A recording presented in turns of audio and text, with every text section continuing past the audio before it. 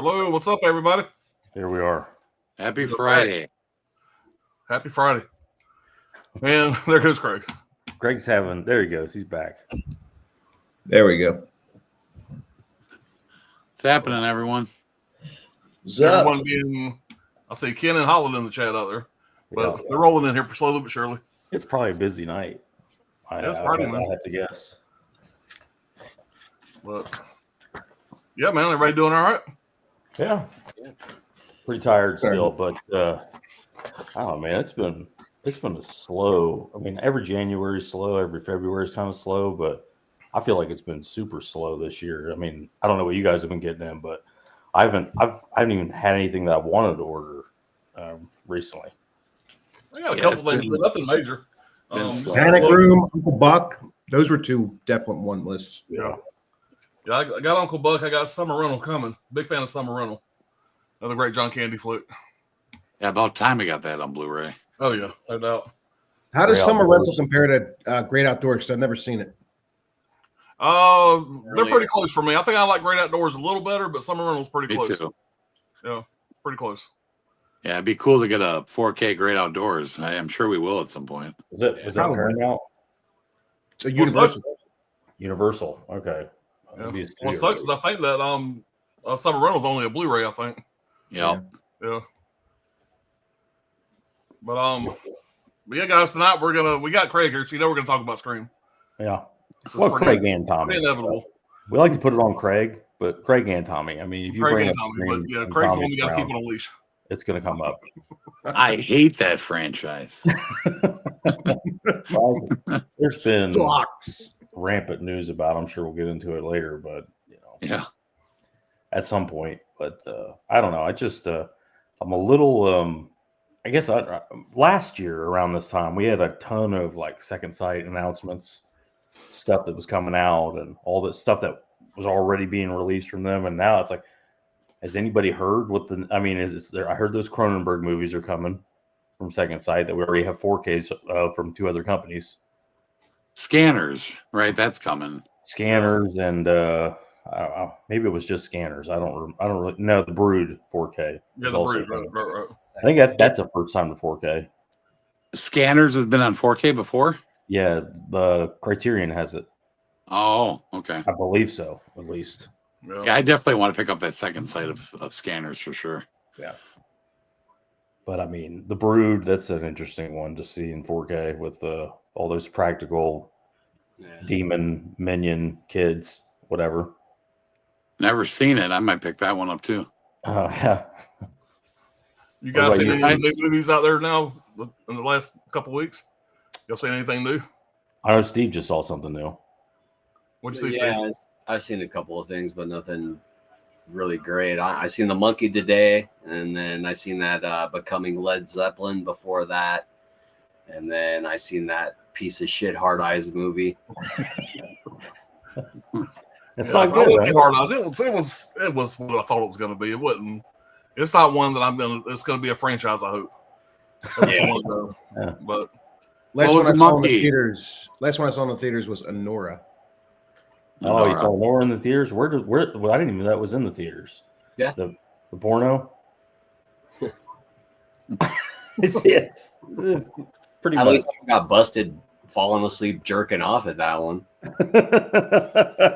Yeah, I'm sure that's right. Man, that's all I heard about that movie. Like, there's a couple people, which I know Steve mentioned it, and I like the Florida Project a lot.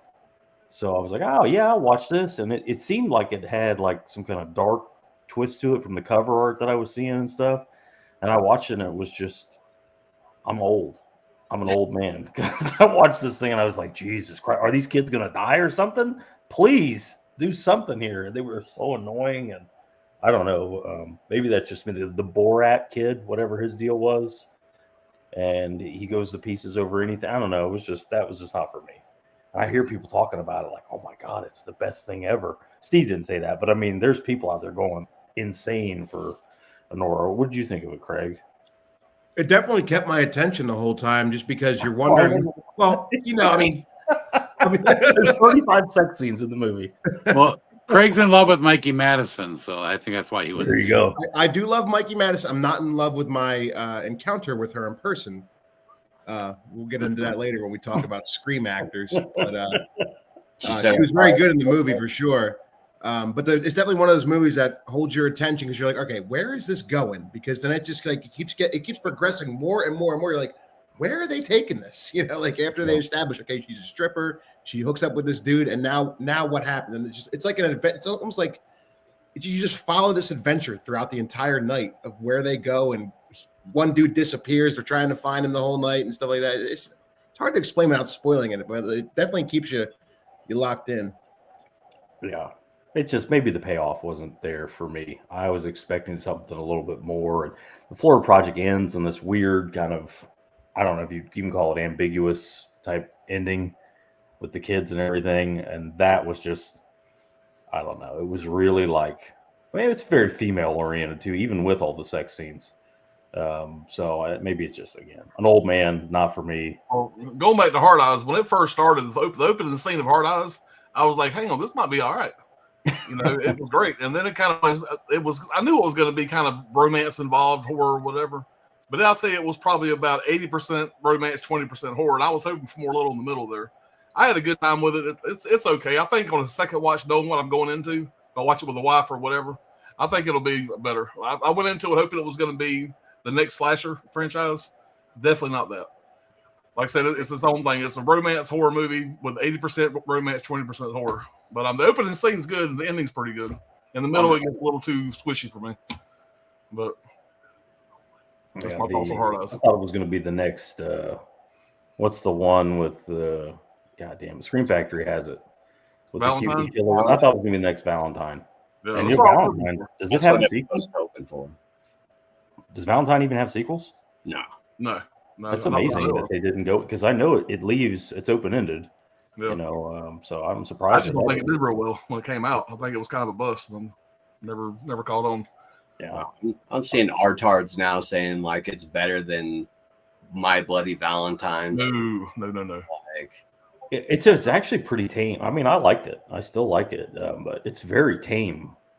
From what I remember, I was like, oh man, this is like it's like urban legend, you know, but Valentine's Day. And I rewatched it not too long ago, maybe last year, and I was like, man, this is not gory at all, like I thought it was. And I don't know, I felt really tame, but it's still a good story and everything. But no, I don't think it's as good as My Bloody Valentine or half it. I'd rather watch Hellraiser on Valentine's Day than that. But I did see Wolves again. As I think Alan's seen it. Have any of you guys seen Wolves? It's Brad Pitt and George Clooney. They play, they play fixers. You know, like there's a dead body, they got to go clean it up, kind of thing. Yeah. Fake Mr. Wolf in Pulp Fiction. Yeah, the wolf from Pulp Fiction. I'm sure that's what it's named after. So they play it together, and it's like a buddy movie for them. I mean, they're friends in real life. So it's actually a pretty fun movie. It's not the Who's greatest. in it? Movie. It's Brad Pitt and George Clooney. Oh, And they're both I playing haven't even that. heard of it. I think it's an Apple TV exclusive. I Apple think. TV, yeah. Yeah. But it watch feels that. like a Safdie Brothers movie, kind of. You know, it has that kind of weird anxiety type thing to it, and it's a New York movie.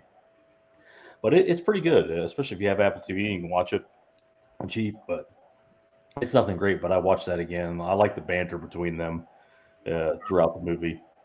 And I saw The Monkey. I saw The Monkey today. Somebody tell me that was good. Somebody say it, please. I can't tell you that. It's not good. Damn. That's really bad. Listen, Steve saw it. Listen to him. Listen to your friend here. I'm just saying, I would not go out and make a day of going and see it, in my opinion. Tommy, Brad also said the guest isn't good, but we know how we feel about You're the right. You're right. Good point there, Craig. It's a fair point. I don't know. Monkey it was just one of the new horror movies to come out that I was kind of excited about. Yeah, I was very excited about it. I went opening day to see it.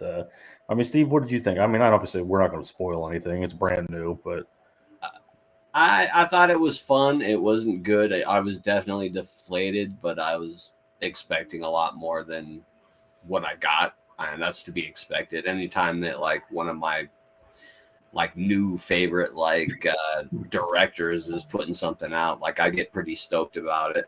Yeah. But it's worth checking out. It's almost more of a comedy than it is a horror movie. That's I don't know what it is. It's like a Jordan Peele story. You know, it's like I mean, it's better than any Jordan Peele movie. I'm not saying it. I'm just saying it feels like that kind of weird Jordan Peele type thing, like I don't know, ripping off Tarantino type dialogue that just didn't work. And there's like it's like Final Destination, kind of. You know, Okay. Final Destination meets Jumanji in some kind of weird way. I don't know, like I can't. Based on a Stephen King short story, right? Yeah, you know, So, you can definitely. I should buy it. I should definitely buy it, stick it on the shelf, and never think about it again. Well, I mean, look, There you Steve go. touched on That's what I do with 90% of my movies. it. Yeah, who watches those anyway? But Steve kind of touched on it. It's Osgood Perkins. It's his new movie, and me and Steve were huge fans of Long Legs. And then coming off Long Legs to this is like heavy CGI. It's all it kind of Blumhouse. I don't know. I don't have anything really good to say about it. There was times in the theater where I was just like, all right, if this doesn't do, and the trailer again, like I said, people may like it. It's just not my type of thing because it's very much like coming of age. I don't like coming of age stuff, and there's a lot of that in it. It felt like Final Destination meets It Chapter 1, like the remake, kind of. With again, like I said, Jumanji is the closest thing I could think of. I don't know, Oddity, maybe a little bit, but all those movies are better than Monkey to me. That's like I said, I wanted to like it. We're really excited to see it. It just didn't. And like I said, like Steve said, maybe it was just I thought it was going to be here, and it's way down here, and it's still people will have fun with it. I'll check it out. Yeah, check it out. Check it out. You know, speaking of Final Destination, you guys all see the teaser trailer for that? Yeah. I think it looked really good with the. I actually have not seen it. I'll watch it that. looks- I love every single one of those movies. I know after like 2, it gets dumb, but I just pretty much like go to these movies just for the kills. Yeah, it kind of like the Saw franchise.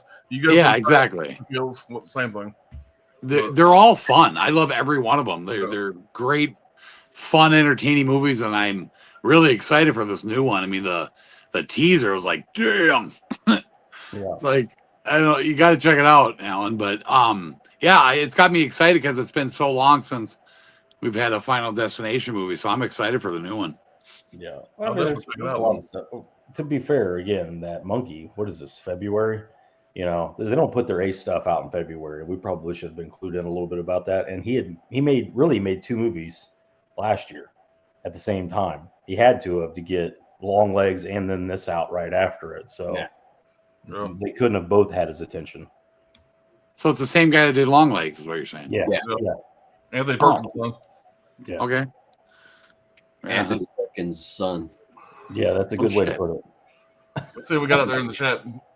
What's up, Ken? What's Hey, up, Ken. Say, boys, just got in my Arrow Cruising and Texas Chainsaw Massacre 2. Yeah, I'm gonna skip Cruising, and I already got a nice TCM2 release from Vinegar Syndrome. I don't need to double dip on that, but good look release. I wonder if they did their own scan for TCM2. I don't know. I heard there was a glitch in the 4K. Well, naturally. Naturally got to have a problem. But yeah, I don't know. That What's up, Vinegar Holland? Syndrome release is great. Hey, Holland. We already What's got up, that. Shit. So, speaking of gangster, check out the new shirt. My wife's like, you got to stop buying these shirts. Your closet's about to fucking bust all these stupid ass shirts. We need a separate house for your movie shirts. He was more badass in Casino, though. Oh yeah, 100%. Yeah.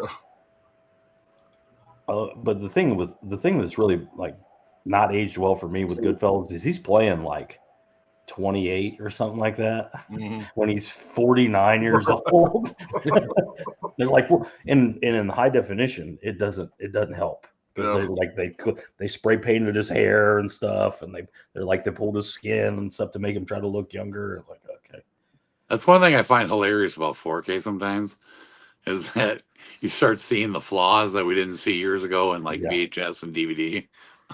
It's man, and I'm telling you, man, I love Goodfellas. I still do, but I every rewatch, it goes down and Casino just goes up for me. I just Casino it's just a bigger budget. It's just I don't know. Casino is fantastic. It's so quotable. A movie that stands out to me is True Lies. It is so funny when Schwarzenegger is double. when he's riding around on the horse, like his stunt double. Yeah, Like, so obvious. it makes you feel like they did not give a shit. Like they didn't even try to hide the fact that there's a stunt double there. Like, and in 4K, it's hilarious. Like, oh my god, it's like it It's is a so little guy. obviously not Schwarzenegger. I mean, it's funny you said that. Me and the wife just watched that 2 nights ago, and I had to go back and pause it because it was so obvious when it came through. I've never really noticed it before. I thought, oh Yeah. my god, look at that! That's terrible. I know, it's funny. Cause we didn't see that back in the day. And You know? one of his best friends has been a stunt double for him for decades. They could have just used him, and it looks a lot like him. They could have just used him. No, we'll get just some random little guy, like little Native American guy. Pretty sure they used Peter Kent in like the 90s. Like he did all like the T2 shit. Yeah, Like, back in like the T2 4K, and they like superimposed Arnold's face over a lot of those shots. yeah. What's that? What's going on, Cindy? Hey, Allie, what's up, there? Hey, Well, Allie, what's up? Allie. I was saying hey to everybody. Everybody saying hey. Cindy says The Accountant 2. Ben Affleck, John Bernthal, April 2025. Yes, sir. I'm a I've big never fan seen of the first one, but I heard the first one's cool. Oh, you'd like it, man. That was It's awesome. good. Man. It looks good on the shelf. Magic Hands, what's going on, buddy? well, hola. Uzi Suicide. Wolves came and went in the theaters, bombed hard. Yeah, it was a streaming movie. I didn't think it would do good in theaters, but it was a fun watch. I didn't even think it was in the theater, but yeah. It was a very Screen limited Factory put it run. out in the year on 4K. In my theater for like a week. Kansas A-Pop, did you pre-order? You know I pre-ordered the East West Steelbooks. Yeah, I pre-ordered. I got them ordered off Groove. So, that's coming now. Somebody says, question: law-abiding citizen Gerard Butler, Jamie Foxx. Were you all disappointed with the ending on how it turned out? That the villain Butler was to win instead of Fox? I love the movie. I thought Great movie. Yeah, the ending didn't really disappoint me at all. I mean, I love the movie from start to finish. I mean, the vigilante usually never wins. He always gets it at the end. It's one of usually. those titles that Craig introduced to me when he was here. Yeah, That's another movie that, like, from start to finish, I was locked in until the very last shot of the movie. I'm like, oh my god, Great movie. Great movie. What's up, Chris? Hey, Chris. What up? Yeah, it looks good on the shelf. Yeah. Dodger, what's going on, buddy? What's up, Dodger? Oh, boys, Tom, if your shadow gets annoying, just say a safe word and I will rescue you. Yeah, speaking of which, he's had a little channel that he does things every now and then, and lately he's been doing a lot of like horror stuff down here with me. So he told me to tell you guys all to go look at his channel. We got Oh, it yeah. all. Everybody go subscribe to Dodger's channel. Let's get him to 1,000 tonight. Yes. Get monetized, Tom. He ain't got to work no more. I was looking forward to seeing Wolves in theaters, but I believe it went straight to Apple TV Plus, which I don't have. I think it was only in theaters literally for like a week, maybe, and then it went to Apple TV. But I think it was a limited run too. I streamed it, and it like I said, it's nothing great. It's just Ocean's 11 kind of banter between the guys back and If forth. you're a fan of those two actors, I think they play well off each other. You know, there's some fun times to be They're had. just having a good time. That's really what it is. That's all it is. I'll say hey to Dodger. Sydney says, name some movies that has the best and worst endings. Best ending is going to be The Mist. I think the ending of The Mist is classic. You don't get that kind of shit too often. Worst endings. Kill Bill 2, worst ending. But for me, I don't know. I understand what you're saying. I feel what you're saying, but I don't know. I kind of like it. I like Kill Bill 2. I think it's the superior of the two for sure. Some of the best stuff, but it's like there's all this badass shit, and then that end, it's like an hour of her driving the car. She goes out and talks to Michael Parks, and then she goes and has a big dialogue with David Carradine, and then they have 18-second fight. The original Jurassic Park had a great ending.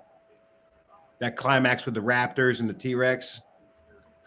Yeah. I would also say Once Upon a Time in Hollywood has a great ending. Yes. Oh, Yeah. great. Beautiful ending. It's such a to me, it's such a great ending. Is it like that movie was tough for me to get through, and then the ending totally redeemed everything I had a problem with before that. It does go kind of slow, but like that's another one where you're just kind of locked in, like seeing what Rick Dalton's going to do for his career. You're like, all right, what's he got to do now? But I liked it. Yeah. Worst endings. Oh man, I'm sure there's a fucking ton of them. I'll think of them. So I got to get done with this fucking stream. I'll think of 12. I'm trying to think of one right now. Think of 100. Oh man, I don't know. Those were the ones that Scream 3. The Crying Game. What's his name? The Crying Game. Come on. Scream 3 was a terrible ending.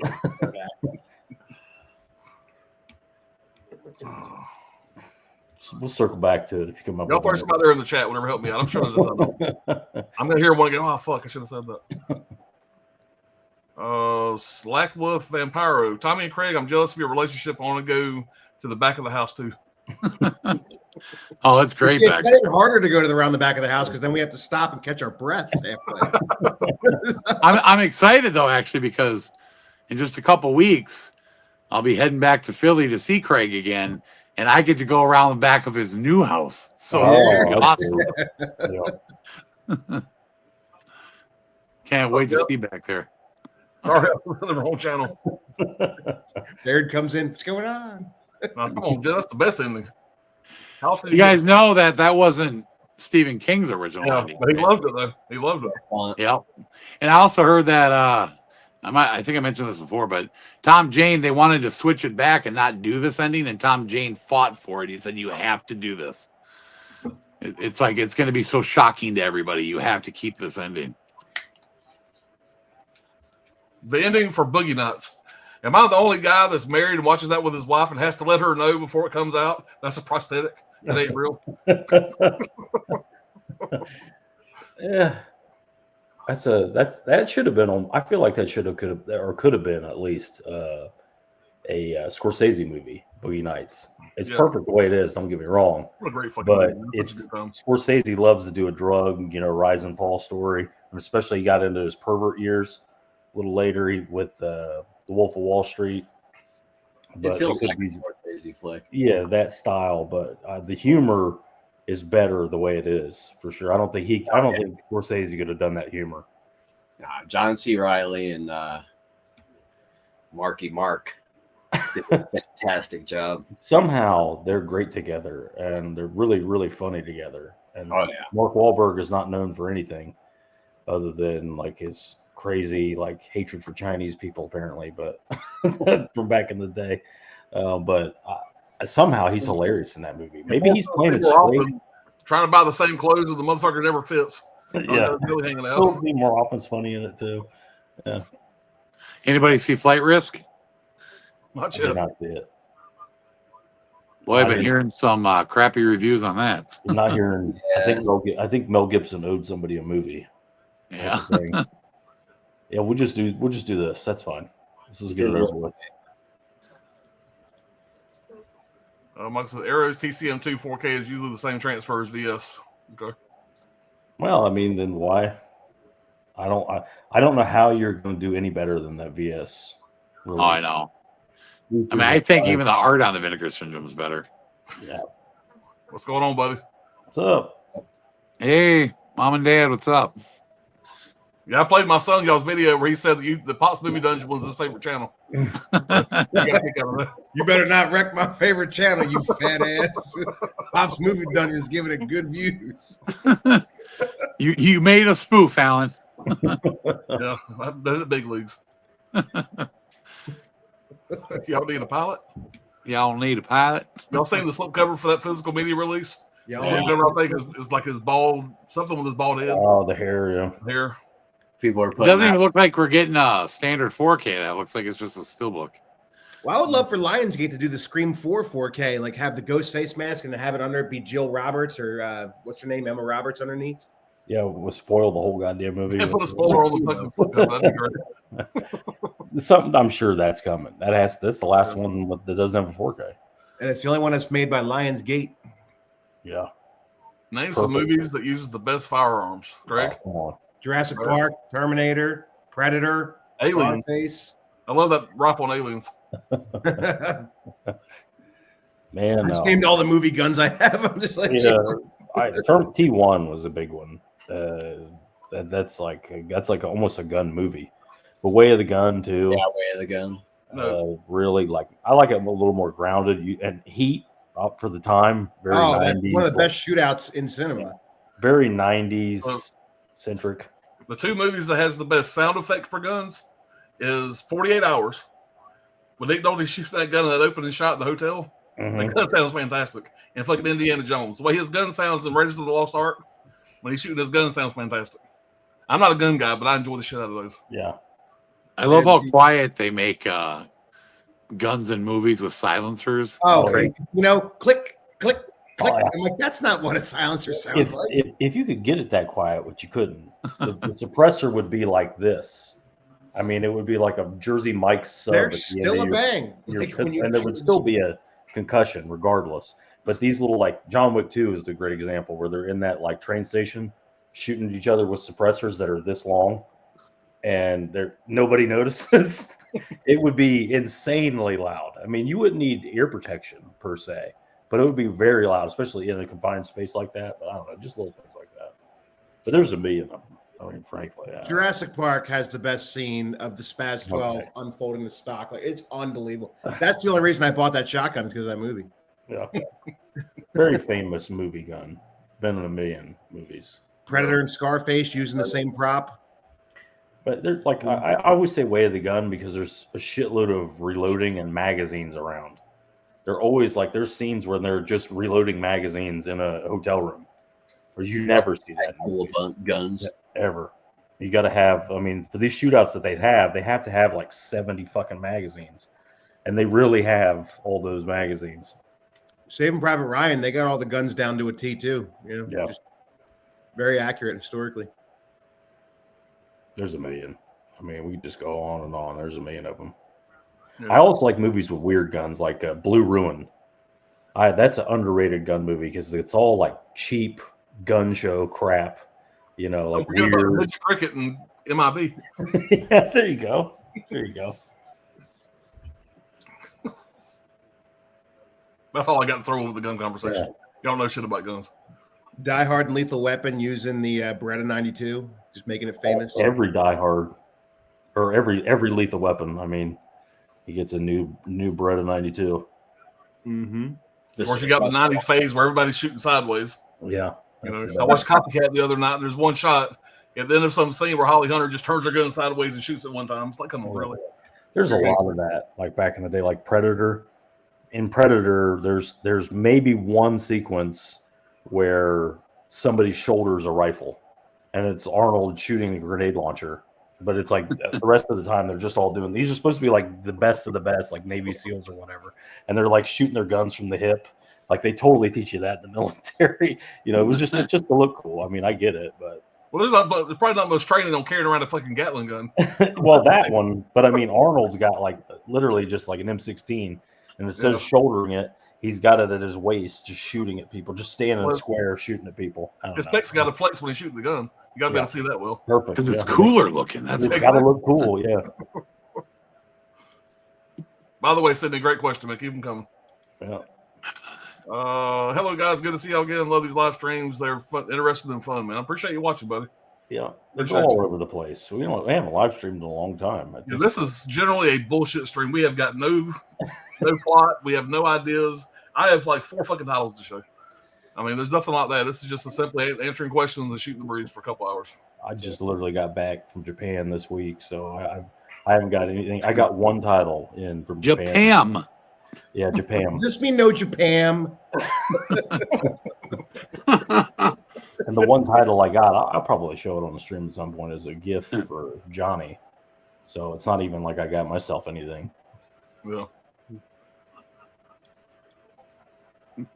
Patriots Did Day. you Godzilla while you were there?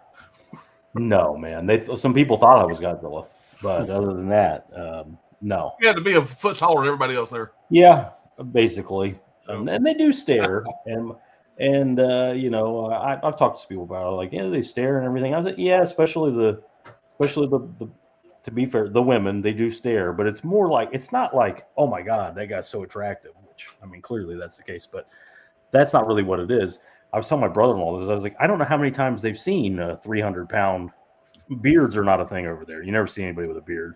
A 300-pound white guy with a full beard and a T-shirt with a machine gun on it, just wandering around their village in some random Tokyo suburb. So yeah, they're staring because it's weird. It'd be like a sumo wrestler just walking into McDonald's in your I was been holding an American flag. yeah, Why- waving an American flag around. with a machine gun on his shirt. Jim, what's up, Jim? Patriots Day is a good Wahlberg movie. It is. It's underrated too. I enjoyed that one for Like that sure. movie. And the fucking oil drilling tanker movie. What's that called? Came out right after Patriots Day, right before. Like something Horizon. Deepwater Horizon. Yeah. That was decent. Same director. That one I didn't see. Peter Berg, they did Patriots Day, that one, and there was one other they did together. Lone They're real Survivor. good. And if anybody don't know, Peter Berg was that fucking non-acting motherfucker from fucking Shocker. He's a terrible actor. He's a great director. He's a shitty He's a actor. very good director. Yeah. I do love Shocker though. Slackwolf, have any of you watched Tenebrae? Sure. Wait a minute. I've seen it. One of the better Argentos for sure. Cindy says, Pops, I know you love both of these two movies, but if you really had to choose one, which would it be? Jaws first one or Rocky first one? Dude, I just watched Rocky 2 30 minutes ago. So tonight I'm going to say Rocky. If I watch Jaws on next Tuesday, SB on Wednesday, it'll be Jaws. Yeah. But I don't know. Overall, pound for pound, it's probably going to be Rocky, man. We watched Rocky 2 tonight, man. That'll get you goddamn gizzard thumping. It's good as fuck. A movie that I told my son that tonight. A movie I've seen that many times from the fucking 70s that still gives you fucking chill bumps when Adrian says win. I don't give a fuck when nobody says like it or love it. You got to appreciate that. I still think What are we waiting for? Another big reason why that Rocky. I got to say Rocky, dude. Mickey is a lot better in part 2. Yeah. Yeah. In my opinion, Mickey doesn't really come in like full force until the later part of Rocky 1, but he's so much better in 2. He's just not having any of his shit the whole time. He's you go back here. He tries to hand him the spit bucket. Go back to doing what you were doing before, because you're a lot better at this than fighting now. When Rocky comes to see him at his house, whatever, tells him he wants him to train him, whatever, he's telling him he's fucking blind, he can't do it, and he's slapping him. And that's a great scene, dude. Yeah. Great scene. I love it. Yeah, it's Rocky, man. It's Rocky. I love Jaws, but it's Rocky. Slackwolf, Tommy, did you watch Hard Eyes and Tenebrae? Is good, Tommy and Craig. I definitely recommend Tenebrae and New York Ripper. As far as Tenebrae goes, I have it, and I've never really been into Argento films, but Tenebrae is actually one that I keep meaning to watch. Isn't that the one that's like a movie within a movie or something, or somebody's making a movie, but then people are really dying or something? Or No, That's all of his movies. isn't that what Tenebrae is? To a point, it's an actor. It's an actor that's kind of being accosted by this killer, and people are dying around him, and so yeah, kind of. They're all similar. All Argento movies are kind of similar, but Tenebrae, Opera, these are the premium, in my opinion. That's just one that has stood out to me as far as one that I wanted to see. So I have to get around to watching that one. Some of his movies, it's a lot less weird. It's a lot more linear and straightforward, like a slasher, as opposed to like Phenomena that's like Bonkers. weird. Well, there's insects and all this other. It's just shit not my going on. jam, dude. It's not my jam. I've watched them all, and it's just not my shit. But I appreciate why people are big fans of them. It's just not for me. There's nothing supernatural about it, I guess, is what I'm saying. That's why I like it a little more. And no, I did not see Hard Eyes yet. The New England Boxing Network. Rocky is my favorite movie character ever, and the Rocky franchise is my favorite ever. We're best friends now.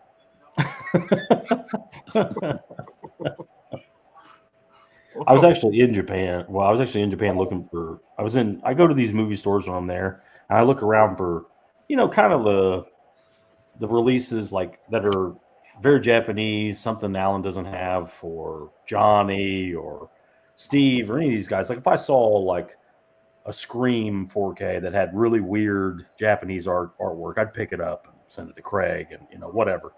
And I just, for whatever reason, I have a hard time finding certain movies there. And I saw the first copy of Jaws I'd ever seen in Japan. I pulled it out. It was just like the most generic fucking artwork ever. And I'm like, I'm not getting this. And Rocky was the same thing. It was Jaws and Rocky were actually close to each other. And it was all the Jaws movies on Blu-ray and all the Rocky movies on Blu-ray. And they just had really like generic artwork, so I didn't pick them up. But I picked up one that's really cool that I'm going to send to Johnny. But it's just tough. It's tough over there. They explain some of it to me. It's hard to kind of get through there's like this thing where they have like a show face is the word I think they use, but there's obviously a Japanese word for it. It's hard to get through that and talk to the real person. So once they find out the PM freaks, they could see that I was similarly afflicted, and I was able to get through to some of them. But like this one movie I'll show. Well, just go ahead and put me on full screen. I'll show it now. But the certain movies over there are like taboo, like anything with cannibalism. So I found exactly one copy of this movie, and I snagged it and gave it to Johnny because that's his all-time favorite movie. But it's Texas Chainsaw Massacre, the Japanese version. That's pretty bad.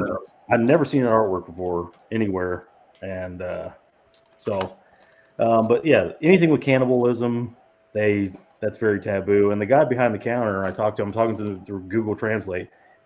He said most people are confused by the story because they believe Sally is Leatherface's sister. The way the translation is, like, if you think on those terms and you watch it, thinking back the dinner scene and all that, it's like, why are they going to eat their sister? Like, it doesn't make sense. So some of it doesn't make sense. It doesn't translate. And of course, there's cannibalism in it, and that's very taboo in Japan. So you can't eat your own sister. That's like drinking your own pee or something. Yeah, exactly. She's your sister. But there's something wrong about that. I'll send that to John for a chance to get. Can't eat your own family. Come on. Let's go look at artwork, man. Yeah, well, that's my favorite scene in the whole fucking movie. Probably everybody else's too. Yeah, like I said, how hard is that? I thought they did a really good job of that. So. Yep. Cindy said movie recommendations. Eve's Bayou '97. I think I might have seen that. Drama mystery directed by Cassie Lemon, Samuel Jackson, Megan Good, Journey Smollett, and Secrets, Lies, and Death. 3.5 out of 5. Does it come with a slip? Because we ain't gonna watch it if it doesn't. Journey Smollett, is that Juicy Smollett's sister? No, I'm pretty sure I've seen that though. I'd have to look up the trailer. Pretty sure I've seen it. So, Tony Slightwell says, by the way, if I was to go to Japan, I'd want to find a Japanese girlfriend, maybe a wife. How about you guys? Japanese girls are the cutest. No, none of them hold a candle to my girl. Go to Latin America. They all look like, I don't know. They all look the same. This sounds really racist, but they all look the same to me. They all dress the same. And I don't know. It's just very weird to be over there. And just want to give them a cheeseburger. Yeah. I got me a country girl from Backwoods, South Georgia. I think we're all good. Jim Harwood, anyone getting the new deluxe UK Chucky box set of Lethal Weapon? I've already pre-ordered it. I'm currently on pre-order. Apparently, Orbit says it's about to sell out. Yeah, I've already pre-ordered it. Yeah, we talked about this. Shortlist, and I wish it was the whole fucking series, but I'll take part one. Yeah, we talked about this, and Alan's like, you know what? I don't need that. I'm not going to order it. I don't think I'm going to order that. And famous last words. Yeah, I was going to order that. We'll get a U.S. copy of that. And there's going to be a new one. Mel Gibson's directing the new one. That's the worst part about it. If it still goes, he's working on some other thing. I think I heard. Danny Glover's like fucking 80. Yeah, I have to have a lot of driving the car scenes and sitting behind the desk scenes. He really is too old for this shit. Yeah. I'm sure that'll come up somewhere. That line will come up somewhere. Also, does it come with a slip? Yeah. That's the most important question. Yeah. What are you He gonna do? doesn't play without it. I've tried. It just doesn't work. Well, of course, I think Columbia has the prettiest. If I had to guess, They're all nice ladies down there. all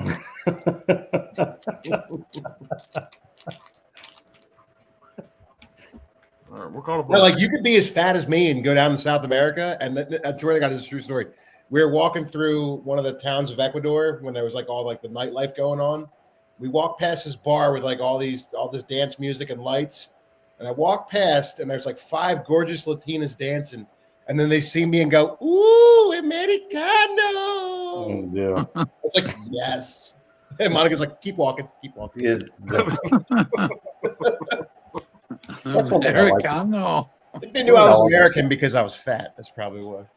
Yeah, that was it. Yeah. They're like he's either British or American, but going by the waistline, Yeah, probably American. yeah, he's all racist cups. Grande Americano. Grande. Wait, you go to Japan. Japan, I don't think has that. I mean, it's not like I even looked for it, but I don't think Japan. They're very, very uptight and introverted. I don't see them doing any of that kind of. It's not like Thailand or whatever. When you go to Thailand, everybody knows you're going to Thailand to do one thing or whatever, some sort of hedonistic thing. Japan's not like that. You're going to eat some ramen. You're going to ride the trains. You're going to wander around. And I'm the only one there eating ramen with a fork. That's a big turnoff for these people. Do you guys bring your slipcovers to bed? Yeah, I have. I took 100 slipcovers. I taped them all together, and it's like a big giant blanket. It's like one of those body pillows, just a slip Yeah. cover. What is the most stressful movie scene you've ever seen? The ending of Arachnophobia when fucking Jeff Daniels is laying there and the fucking spider's touching the skin and he freezes up and you're like, just get the motherfucker off of you. Oh my When he freezes god. up. That's not the most ever. That's the first thing that popped in my head. I'm sure there's 10,000 other better than that. But The bidding scene from Uncut Gems. Yeah. Oh my god. a lot of things from Uncut Gems. He just does all kinds That of movie, stuff. the whole movie, yeah. Yeah, that gives a lot of anxiety. The cave scene in The Descent. Oh yeah, the thing I'm thinking of in The Descent is when she thinks she's getting stuck. Yeah. Oh fuck, that fucks with me every time, dude. That's worse than fucking monsters. Stop going down there. People stop going down in these caves. Yeah. This never works out. Somebody always ends up face down, upside down, stuck, and they have to spend 3 days dying there. It's just terrible. uncomfortable to watch. You guys ever see Buried with Ryan Reynolds? Yes, I have. My God, the ending of that movie when you think that like the sand's filling up and you think he's about to be saved. Yeah. Oh, it's like, that is so stressful. What's the name? Something Sky, the Alien movie from the 90s. Skyline? No, shit. Fire in the Sky. Fire in the Sky. That the abduction scene. Oh my Yeah, God.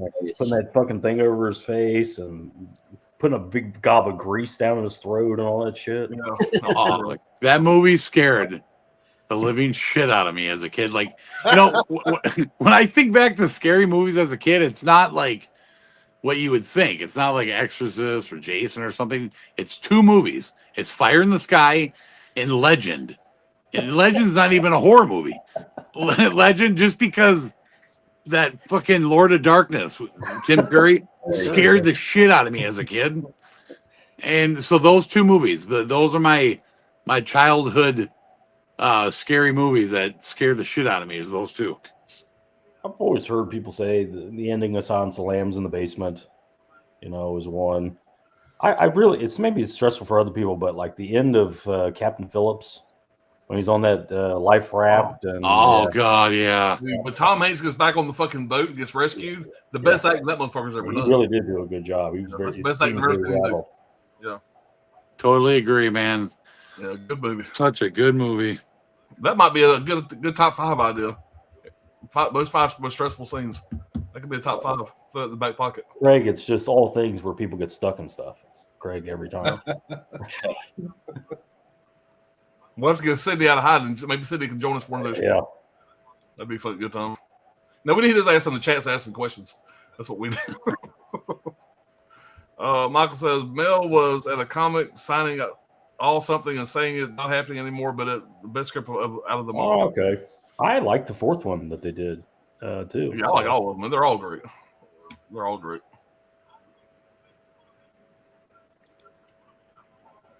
Just curious, do y'all pretty much have the same taste in movies? What is each of your number one favorites? I mean, mine's obviously Rocky. I already said that. Everybody knows that. But I think we're pretty close. I think you know, for the most part. Some things. It's all over the place. I mean, really. I mean, there's told. Yeah, we probably all got a lot of the same top 20. I would say we probably got at least 5 or 6 of the same movies in the top 20. Well, it's like Tommy's number one wouldn't be in any of our top 20. You know, but it's nobody's even heard of mine. It's a nostalgia pick. You know, The Wraith, I believe, is your number one. It's a good movie, but it's a very nostalgic movie for you for obvious reasons. The nostalgia plays into it, and that can totally make anybody's list weird and obscure. Did the writer of that movie have a lisp, and the studio head was like, "Hey, yeah, that sounds like a great title, The Wraith."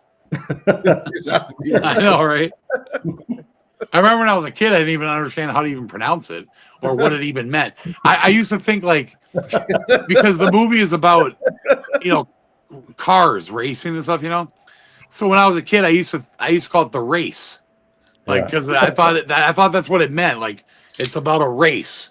It's like called a race until I grew up and realized that wraith means ghost or whatever. Yeah. So like, does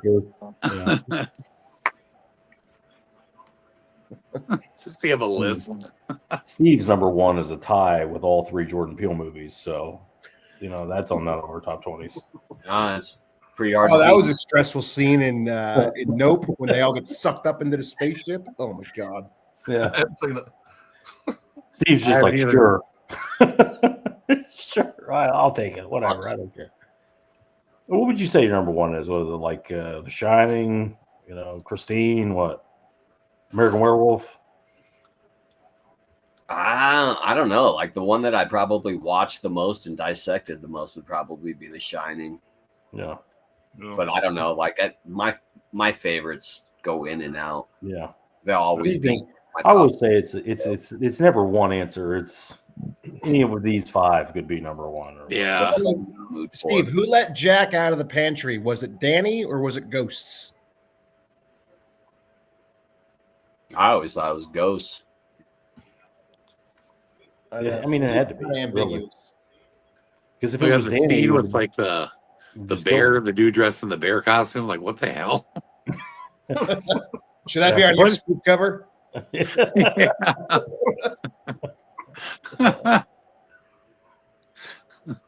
Jess comes down the hall and it zooms in on her face real quick and it sees us. Instead of a knife, she's holding a fast break. Yeah, Allie, the bulk of the coffee table is super stressful. Have any of y'all seen the coffee table yet? Nope. No. Yeah, it's a pretty solid movie, man. It's a weird one to explain. I don't want to ruin anything. You need to go into it as blind as possible. But let's just say that you're not going to be done with that movie and be in a good mood. It is a dark, fucking, dirty, dingy fucking movie is what it is. What's it about? The coffee table? I don't think I've heard of it. Basically, I'm not going to say too much, whatever. But basically, it starts off they're in a fucking furniture store. This fucking salesman is hard selling them to buy this fucking ugly ass coffee table. And they bring it to the fucking. He's like, you have to see. It's like a 10-minute fucking scene of him selling this fucking table to these people. The husband wants it, the wife's bitch and don't want it. End up bringing it home. They have a big fight about it. I'm not going to go any further than that. They just say that shit ensues after that. Some pretty crazy shit. And it's definitely intense, stressful, fuck the whole fucking movie. So I dug it. It was straight on the fucking shelf after I watched it. So you guys see the trailer for this? Hell of a Summer. Oh yeah, it comes out this year. It's neon. It looks pretty damn good. I thought the trailer. Is that the Finn Wolfhard movie? I think it's like one of the... Finn Wolfhard. Yep. I seen a trailer again for it today before the monkey. Yeah, I did. That's the first time I saw a trailer for it. I think it looks really good. I'll give it a shot when it comes out. Like Wolf said, you only see white people going down to those places. You ain't going to catch a Spanish and African game going. That's one time that I'm glad I'm fat. Ain't nobody ever going to invite me to go cave diving. So I'm real glad of that. So, Well, you can't be over 6 feet and do this stuff anyway. I mean, there's certain things you got to be. You have to be very, very slender and very short. And not have all you got them dogs barking. Yeah, like airplane seats and coach. Oh, Yeah. I hate it so much. 13 hours back and forth from Japan in the back behind the wing, of course. You'll get stuck just exhaling. Yeah. Appreciate you stopping in, Crusher. Crusher. So like I said, I love Red Dragon. That's an amazing movie in the Silence of the Lambs universe. Very underrated. Manhunter's good too. Yeah, Manhunter too. Yeah. Yeah, I like Manhunter. Me and my son just watched Manhunter the other night. Man, I haven't seen Manhunter. Fuck, I've had the movie on my shelf from Scream Factory forever. I haven't seen it in probably 20 fucking years. It's good though. I like it. Almost like a first time watching it so long since I've seen it. I think it holds up pretty well for the most part. Yeah, it does. I would love to go to Thailand. Beautiful girls there too. I don't think those are girls, dude. Yeah, that's a good point. You better Go watch The Hangover 2, I think it is, or whatever it is. They're like chicks with dicks, or sorry, guys with tits. I don't know. Yeah, something. lady boys. Now a classic is 7. I'm pretty sure most of you guys have watched 7. Yeah, 7 is one of my favorites, man. It's going to be in my top 20. All-time great. One of one movie. Yeah, it'll probably always stand out in my mind as the greatest movie ending. Yeah. Do you guys see Kevin Spacey coming out against like some claim against Guy Pearce? Guy Pearce was out there virtue signaling, like, oh man, Kevin Spacey was like you assaulted me. real rapey and stuff with me, and it's like, you're a grown man. If a grown man tries to molest you on a movie set, you're both millionaires. Somebody's getting punched in the face. Yeah. And it's like Kevin Spacey was like, yeah, that's weird because you came and hung out with me 2 other times since that. Since I was a horrible guy on the set of oh god damn it. It's the crime movie. Like the Garden of Good and Evil. No, they did a crime movie called it's a California LA. Oh, LA Confidential. LA Confidential, they did that. Yeah. Yeah, and it's just like but now that it's fashionable to talk shit about Kevin Spacey, he's gonna talk shit about Kevin Spacey. He had a lot of notoriety out of it, and he called him out on it, rightly so. You know, it's like, oh yeah, I molested you on the set or whatever, and you didn't beat the shit out of me. You know what I mean? Or make Russell Crowe beat the shit out of me. that just happened. Sure, it did. He told him, "Grow up." Yeah, grow up. Victim. You're not a victim. Yeah. Oh, what's up, Hagen? What's up, Hagen? Yeah, that guy was just virtual signaling against Kevin Spacey trying to be probable woke. Yeah, it's just, I don't know. Kevin Spacey said it better than we could ever say it. He explained it very clearly, like, yeah, well, this has been a problem the whole time, but now you're just saying something. You were a bigger star than me at the time, but now you're just now saying it. Come on. So, Craig and Tommy, I got to know, when y'all got the news that the Stu was coming back, what was y'all's first reaction? So immediately, I had a couple of thoughts going through my mind.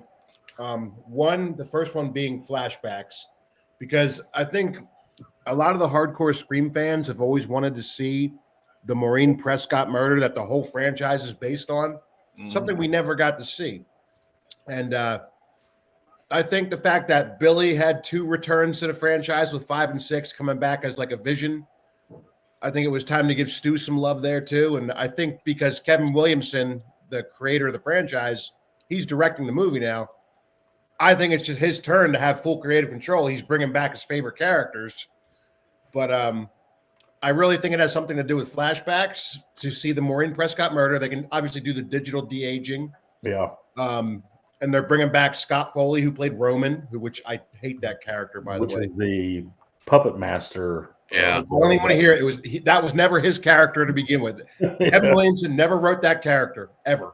Yeah. It was always Billy and Stu, always. But either way, he's honoring it, which is nice.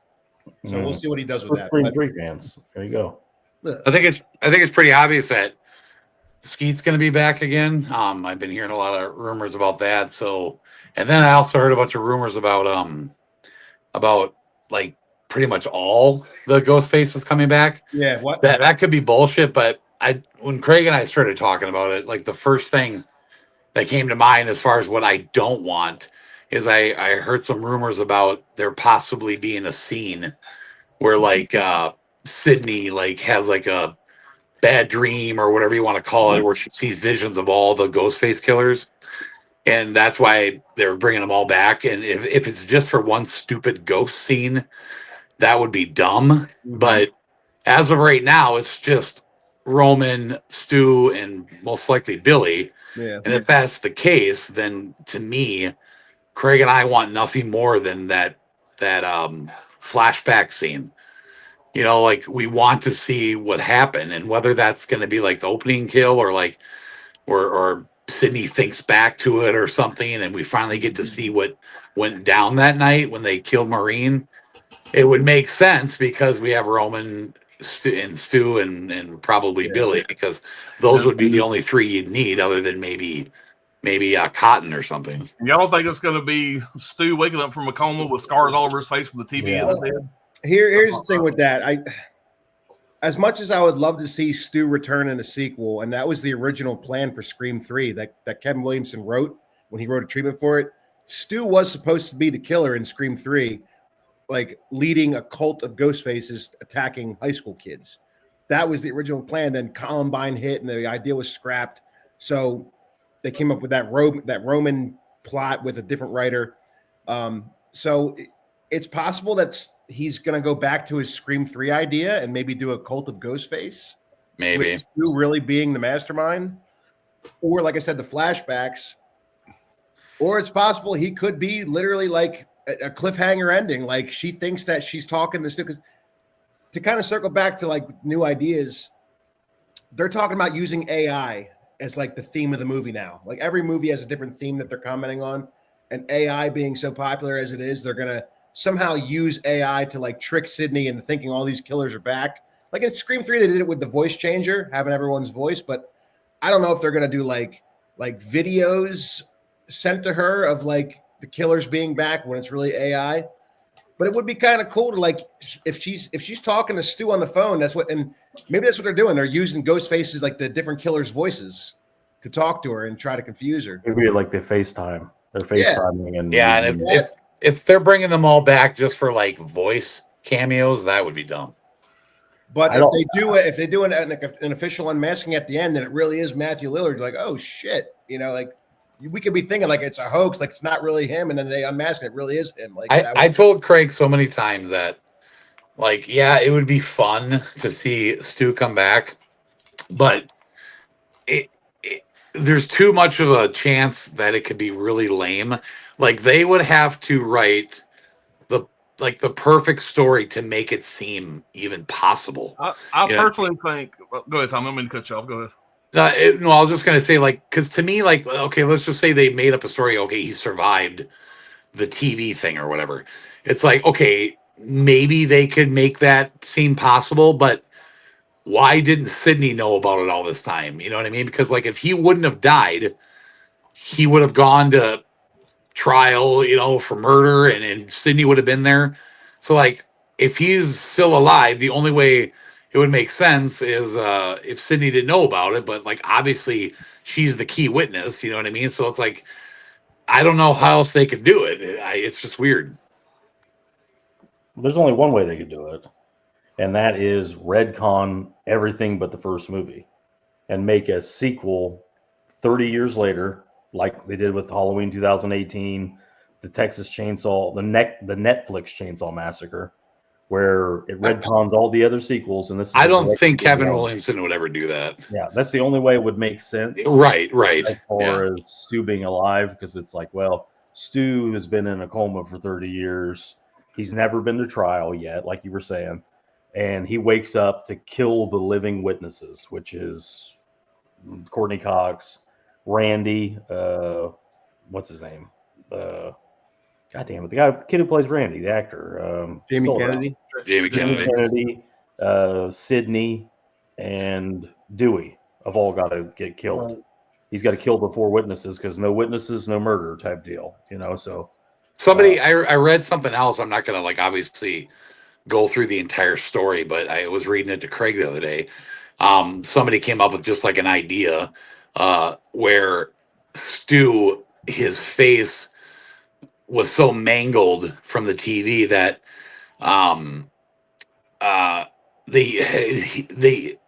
the person used Judy Hicks as the person that came in and swapped out bodies or something and put somebody else's body there, and then kept Stu hidden all these years. So just saying that sounds kind of dumb, but if you go through the whole story that this person came up with, it actually like makes sense how he could come back. Where like people thought he died, but really they just swapped out his body with another person that got killed or something. Well, I personally think they kind of stepped on their dicks. They should have never announced he was coming back and made him the surprise killer reveal at the end of the movie. The only reason they announce it because it's a nothing. Like, he's barely in it. They just announce it to get the buzz going. Publicity. Publicity. Because if they wanted to make a good movie and he's a big part of it, then they would just leave that out. You know, Yeah, if but it they was do that. It was a mystery, you know, that who the killer was. They do that. Everybody's talking about Scream 7, and everybody's fucking jonesing at the fucking. Some people that don't even care for it, they're talking about it, like right here. So I know, but like I said, it would break the fucking internet if he can't. It was revealed him as the killer. I think it would be the smarter way to do it. Somehow. If it was anybody else directing this movie, and we found out about Stu and everything, then right away I'd be like, yep, it's going to be something stupid. It's just going to be another ghost vision, or it's going to be a stupid voice cameo or something. But because it's Kevin Williamson, like, I have faith in this dude because this is his shit. Like, he wrote Scream from the beginning. So I feel like he's going to give us Stu the right way, and everybody's going to be happy about it, whatever that ends up being. I'm really hoping it's just a flashback to see the actual Marine. That's what I want. I don't want, if I had to pick what I want, that would be my number one pick, would be, don't bring him back from the dead. Don't give us a stupid vision. Give us him in a prequel concept where we get to see the opening kill, where we get to see Marine get killed and how it all went down. And I mean, there's so many theories you could put together, like him and Billy. You know, I mean, as stupid as it ended up being, you know, we see Roman come to the two of them and talk Billy into doing this and saying, hey, you know, her mom, you know, broke your parents up and you got to do this, and talks him into it. And then Billy has to talk Stu into it, and Stu doesn't want to do it. But, you know, remember he said peer pressure, you know, like, you know, showing Billy, like, actually, come on, help me with this. You know, we can do this. And then the night comes and like Stu's hesitant. He doesn't want to do it or whatever. And then they end up doing it. We see the kill, and then Cotton's there because, you know, Cotton got framed. Like, to see the whole thing go down would just be fucking epic, I think. And it makes you wonder, like, did they use the Ghostface persona? Did they call her on the phone? Did they have the costume yet? Maybe not. Maybe they didn't even use the costume. Just like a quick home invasion. They broke in, they cut her up and stabbed her a few times, and they left. And I guess Billy, to conceal his identity, he put Cotton's jacket on, but that's who Sidney saw leave the house. So like, oh, that's his jacket. Cotton killed the mom. But like you see in the first Scream, like when Cotton gets into the cop car, his hairstyle looks just like Billy's. Yep. He looks just like Billy. Yep. So like maybe that he just put the jacket on and left the house, not knowing Sidney was watching. And he just kind of dodged a bullet there. Like, oh shit, she saw me, but she thought I was Cotton. But yeah, it would be cool to see the whole thing go down, like to just see that whole prequel thing. Like, I would just be just so excited just to watch the whole thing. I think you're probably right, especially with Roman coming back. I mean, the guy got a bullet right through the brain. There's no way he's alive. Yeah, so he's definitely not alive. You know, so obviously Roman's coming back either for a stupid Vision ghost cameo like they did with Billy in 5 and 6. He's going to ghost cameo Sidney. He's going to be talking to her. Yeah. You know, or whatever. But I think it'll be more like Halloween Kills, like you're saying, the exact same thing, but like with Halloween Kills, how they had like the flashback at the beginning. The beginning will be the Maureen Prescott murder, and all three of them will be involved. You know, that kind of thing. And then that would be so fucking cool, man. I want to see that. You know, like after all the years of watching Scream, I've visioned the whole thing in my mind, how it went down, and I want to see it play out. I just think that would be so cool. I'm just gonna be real disappointed if somebody don't hit him with a phone. Somebody just hit him with a phone somewhere in the movie. You know, and Craig said it, you know, like every movie has a theme. The first movie is scary movies. The second one is horror movie sequels. The third one is trilogies. The fourth one is remakes. The fifth one is requels. And the sixth one is more or less franchises. So the concept they've never used is prequel. Yeah. They've never used that. And that would be a great idea to make this movie present day, but focus a lot on prequel aspects. Yeah, well, it could just be a prequel. I mean, really, it could be. Courtney Cox is not usable anymore. I don't know if she's been cast or not, but she's stapled her face too many times. She's unrecognizable. Dewey's dead. So, I mean, if you just get rid of Courtney Cox and de-age everybody else with the technology, you could just make a prequel. That would be cool. I'd be fine with that. Yeah, do the Prescott murder. Like, do the whole thing, and it ends right. Like, can you imagine, like, if this movie was 100% a prequel, it ends right where Billy and Stu show up at Casey's house, and then it ends right there. You know, like we see them going to Casey's, and that's where the movie ends. You know what I mean? That would just be so cool. I mean, people can say what they want about Scream. They make a lot of money. I'm not a Scream guy, but I can tell you this: Kevin Williamson is very talented. He made that movie Sick. He wrote and directed it. I think he did a real good job with that. He's obviously a great writer. He's written a lot of great movies. So I don't think this is his baby. Like what Tommy was saying, I don't think he's going to let it be something really, really stupid. He might have a really good idea. And I think he does. We'll see what happens.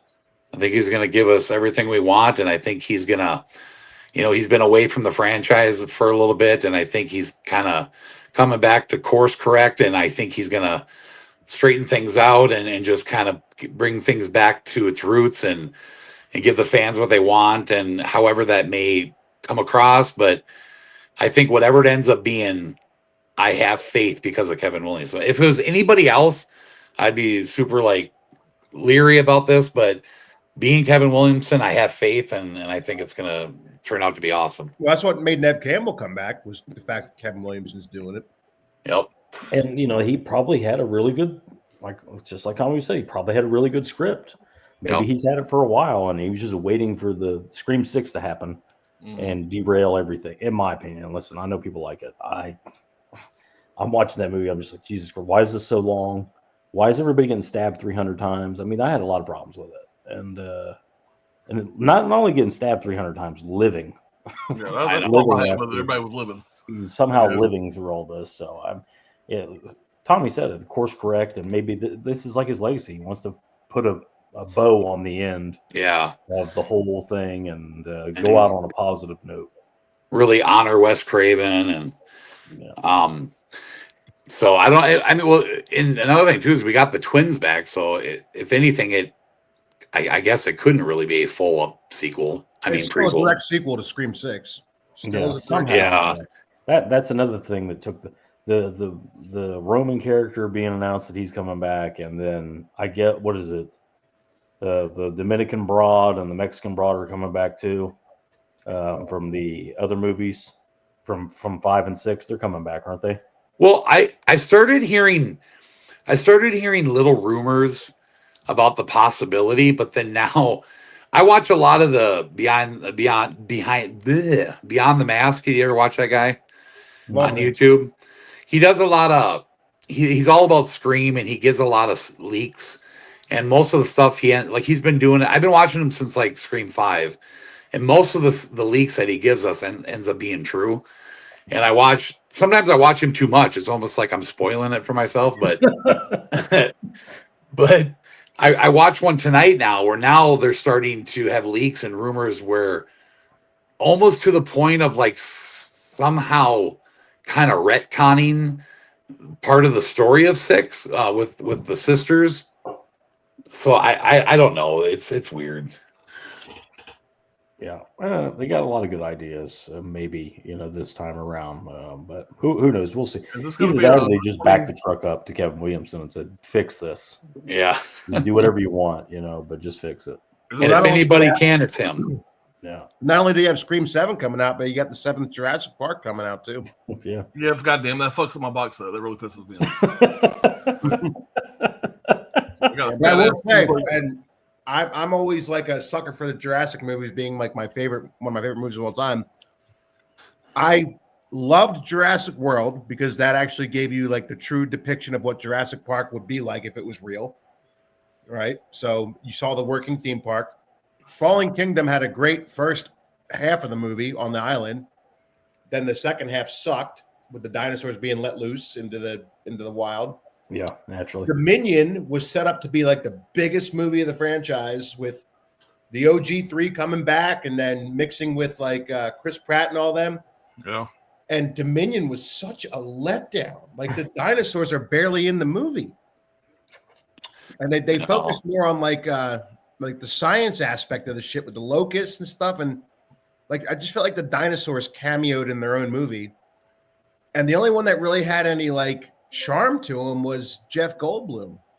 Yeah. He was still like a really good character in that, but Dominion, for some reason, Dominion made the most money, being like supposed to be billed as the final one, but it was garbage. That's because everybody had to go see it. It's like it was one of those stories that probably looked good on paper, but like it didn't turn out the way they expected. Because I went into that movie so fucking excited, and then I was so let down. I was like, "What?" Yeah, I really hate when that happens. You get something overhyped. But Yeah. Steve, where do you come out on the Scream 7 thing? Is there any way it's anything like you've heard from two diehard Scream guys? Tommy and Craig are gonna probably like it, have fun with it at least, regardless.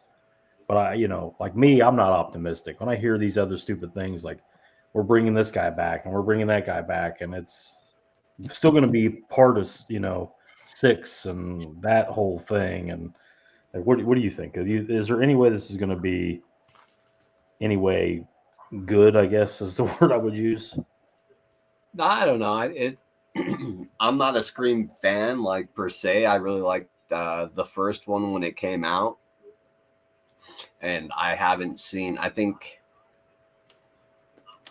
I may have seen like 2, 3, and 4 like maybe once. But the fact that Kevin Williamson is coming back, that's a good sign. I don't know. Having Stu come back, I think it's cool for Matthew Lillard. Yeah. Seems like a good guy. Good for his career. So hopefully that'll give him a boost and, he can do more because there need to be better people in Hollywood because most everyone's a piece of shit. I've seen him at a convention before, and like he showed up, and everybody was excited that he was there. Like He's a nice guy. He's good to his fans. The people in Sydney's line and Skeet Ulrich's line were cheering that Matthew Lillard was coming. The one video that stands out for me with Matthew Lillard, which really made me more of a fan, was it was somebody filmed him in the convention, and he was there for Scream. But this young fan came up to him as Shaggy, and he turned into a totally different person talking to the kid. Yep. The Shaggy character is being the Stu character. So I thought that was pretty cool. He just seems like a genuinely nice guy. Yeah, he does. So who knows, man? I don't know. Alan, are you looking forward to this? It's this year we're getting. I was asking earlier, is this the 2026 release or this later this year? It's got to be February next year. Okay. Yeah, I'm excited about it. I'm a little more excited about this one than I have been the last two, whenever I'm hopeful. I'm kind of curious to see how they're going to kind of stick it back into the story. So I'll definitely be in theaters watching this one. And I'm not going to lie, because of Stu. I'm a big fan of Stu's character. Yeah. And from the first one. So, I'm interested to see I think they should have already brought it back. But, so I don't know. We'll see. But I was not a big fan of 5 and 6. Truthfully, I've only seen them probably 5 twice. Probably seen 5 twice, only seen 6 once. And, I'll probably go back and I'm sure before this one comes out, I'll go back and rewatch all of them. I usually do that. So we'll see. Hopefully they can wrap it up nicely. Put a bow on it, just do. And like the more I think about it, Tommy was talking about a straight up prequel with the fucking the Irishman de-aging shit or whatever. Just that could be very interesting. Yeah. Yeah. And I feel like if it's not this one, I think before it's all said and done, we'll get one of those. Yeah. I feel like at some point that's going to happen. I'm excited though. Yeah. Either Super way, pumped. that's the thing about it. I've mentioned it before, but people will criticize this franchise like they criticize any franchise, like Saw or whatever. Yeah. People go to see these movies. That's why they Yeah. keep making them. People They're always making go money. to the theater. They make a lot of money. So there are a lot of fans, regardless of what you may think of. You know, I'll say my own personal opinion.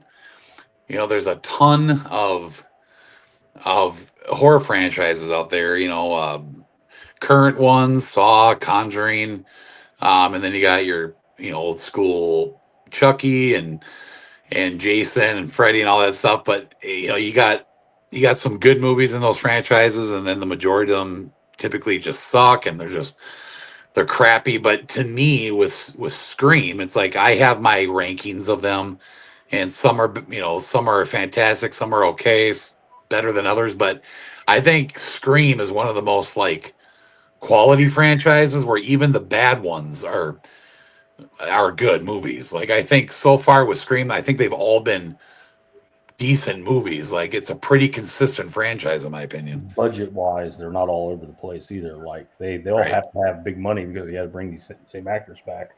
Yeah. Whereas like a Friday the 13th, anybody can put that mask on. There it's a mystery element to it. But I mean, would you say here's an interesting one? Maybe Sydney would ask this, but in your guys' opinion, which is the worst Scream? Even though you may still like it, which is the worst? I think 3 has terrible writing, but it still has that Wes Craven charm to it. It's pretty fun. I didn't like that. Like I said, Scream 3, my biggest problem is that I don't mind the character of Roman. I just don't like the fact that he's just supposed to be the mastermind of Billy and Stu.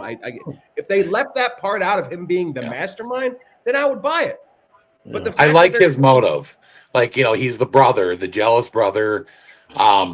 I think that was a cool motive if you just take out the mastermind bullshit, because that takes away from Stu and Billy. It just makes them look like pussies. You know what I mean? Yeah. Mhm. And if you take that away, Scream 3 isn't bad. And yeah, it's not that gory because it got nailed by the MPA. whatever, because of everything that was going on at the time and trouble with rewrites. And you got a Kevin Williams script, and then Aaron Kruger comes in and redoes everything.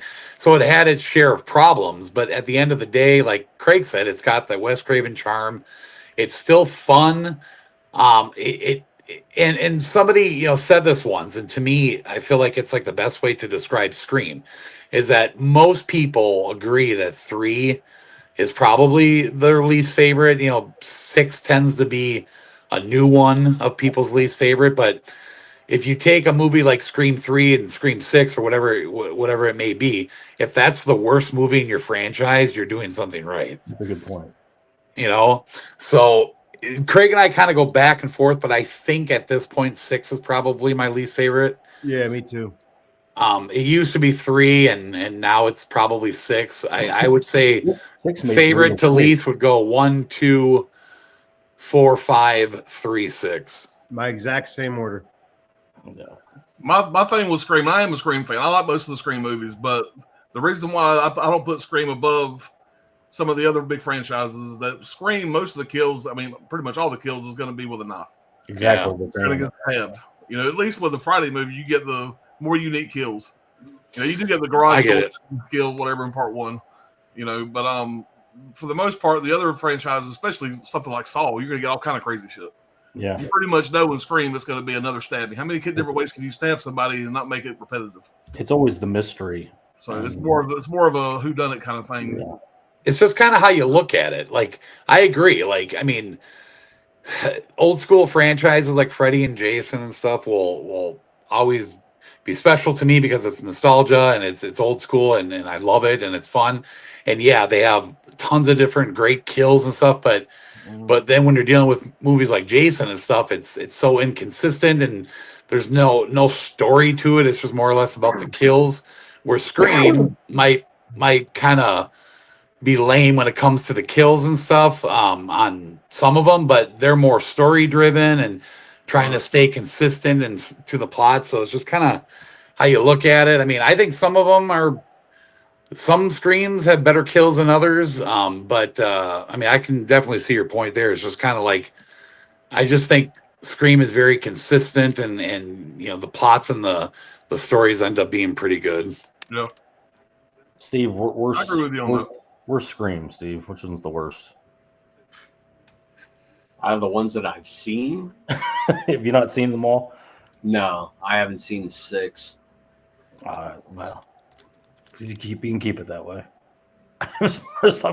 Other than the collection, that Scream collection that happens, that's the coolest part of the whole movie. Oh yeah, Yeah, a little over the top, but it's still cool. Yeah, well, the guy's wearing a vintage, actual murder used Yep. Scream mask, from the That's it. 90s. It still blows my mind how somebody would have access to get every one of those items. But that stuff happens. Those things they're very valuable, and they Yep. get pilfered from evidence and sold on eBay or whatever. And people are able to buy stuff like that.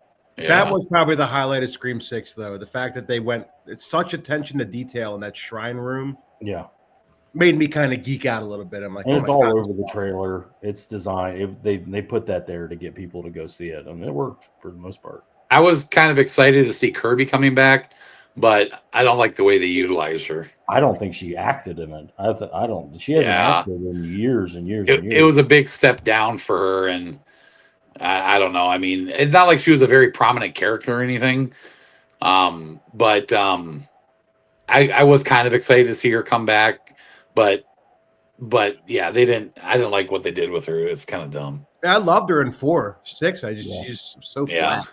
Yeah. Four is my favorite of the series, and 6 to me is the absolute worst. I don't think it comes close. Like I said, I think 6 makes 3 look better. I agree.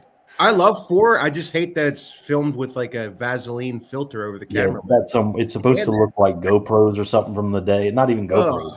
They were like, It was a creative design choice from Wes Craven, because I think a lot of horror remakes had that filter. yeah. I think that's what it came down to. Is a lot of them look like that. But that's another one. That's definitely my favorite ending too, with the crazy broad.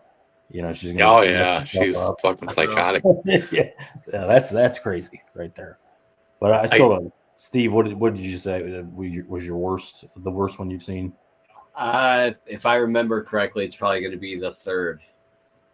Yeah. So he hasn't seen 6 yet. So that's usually the common answer: 3 or 6.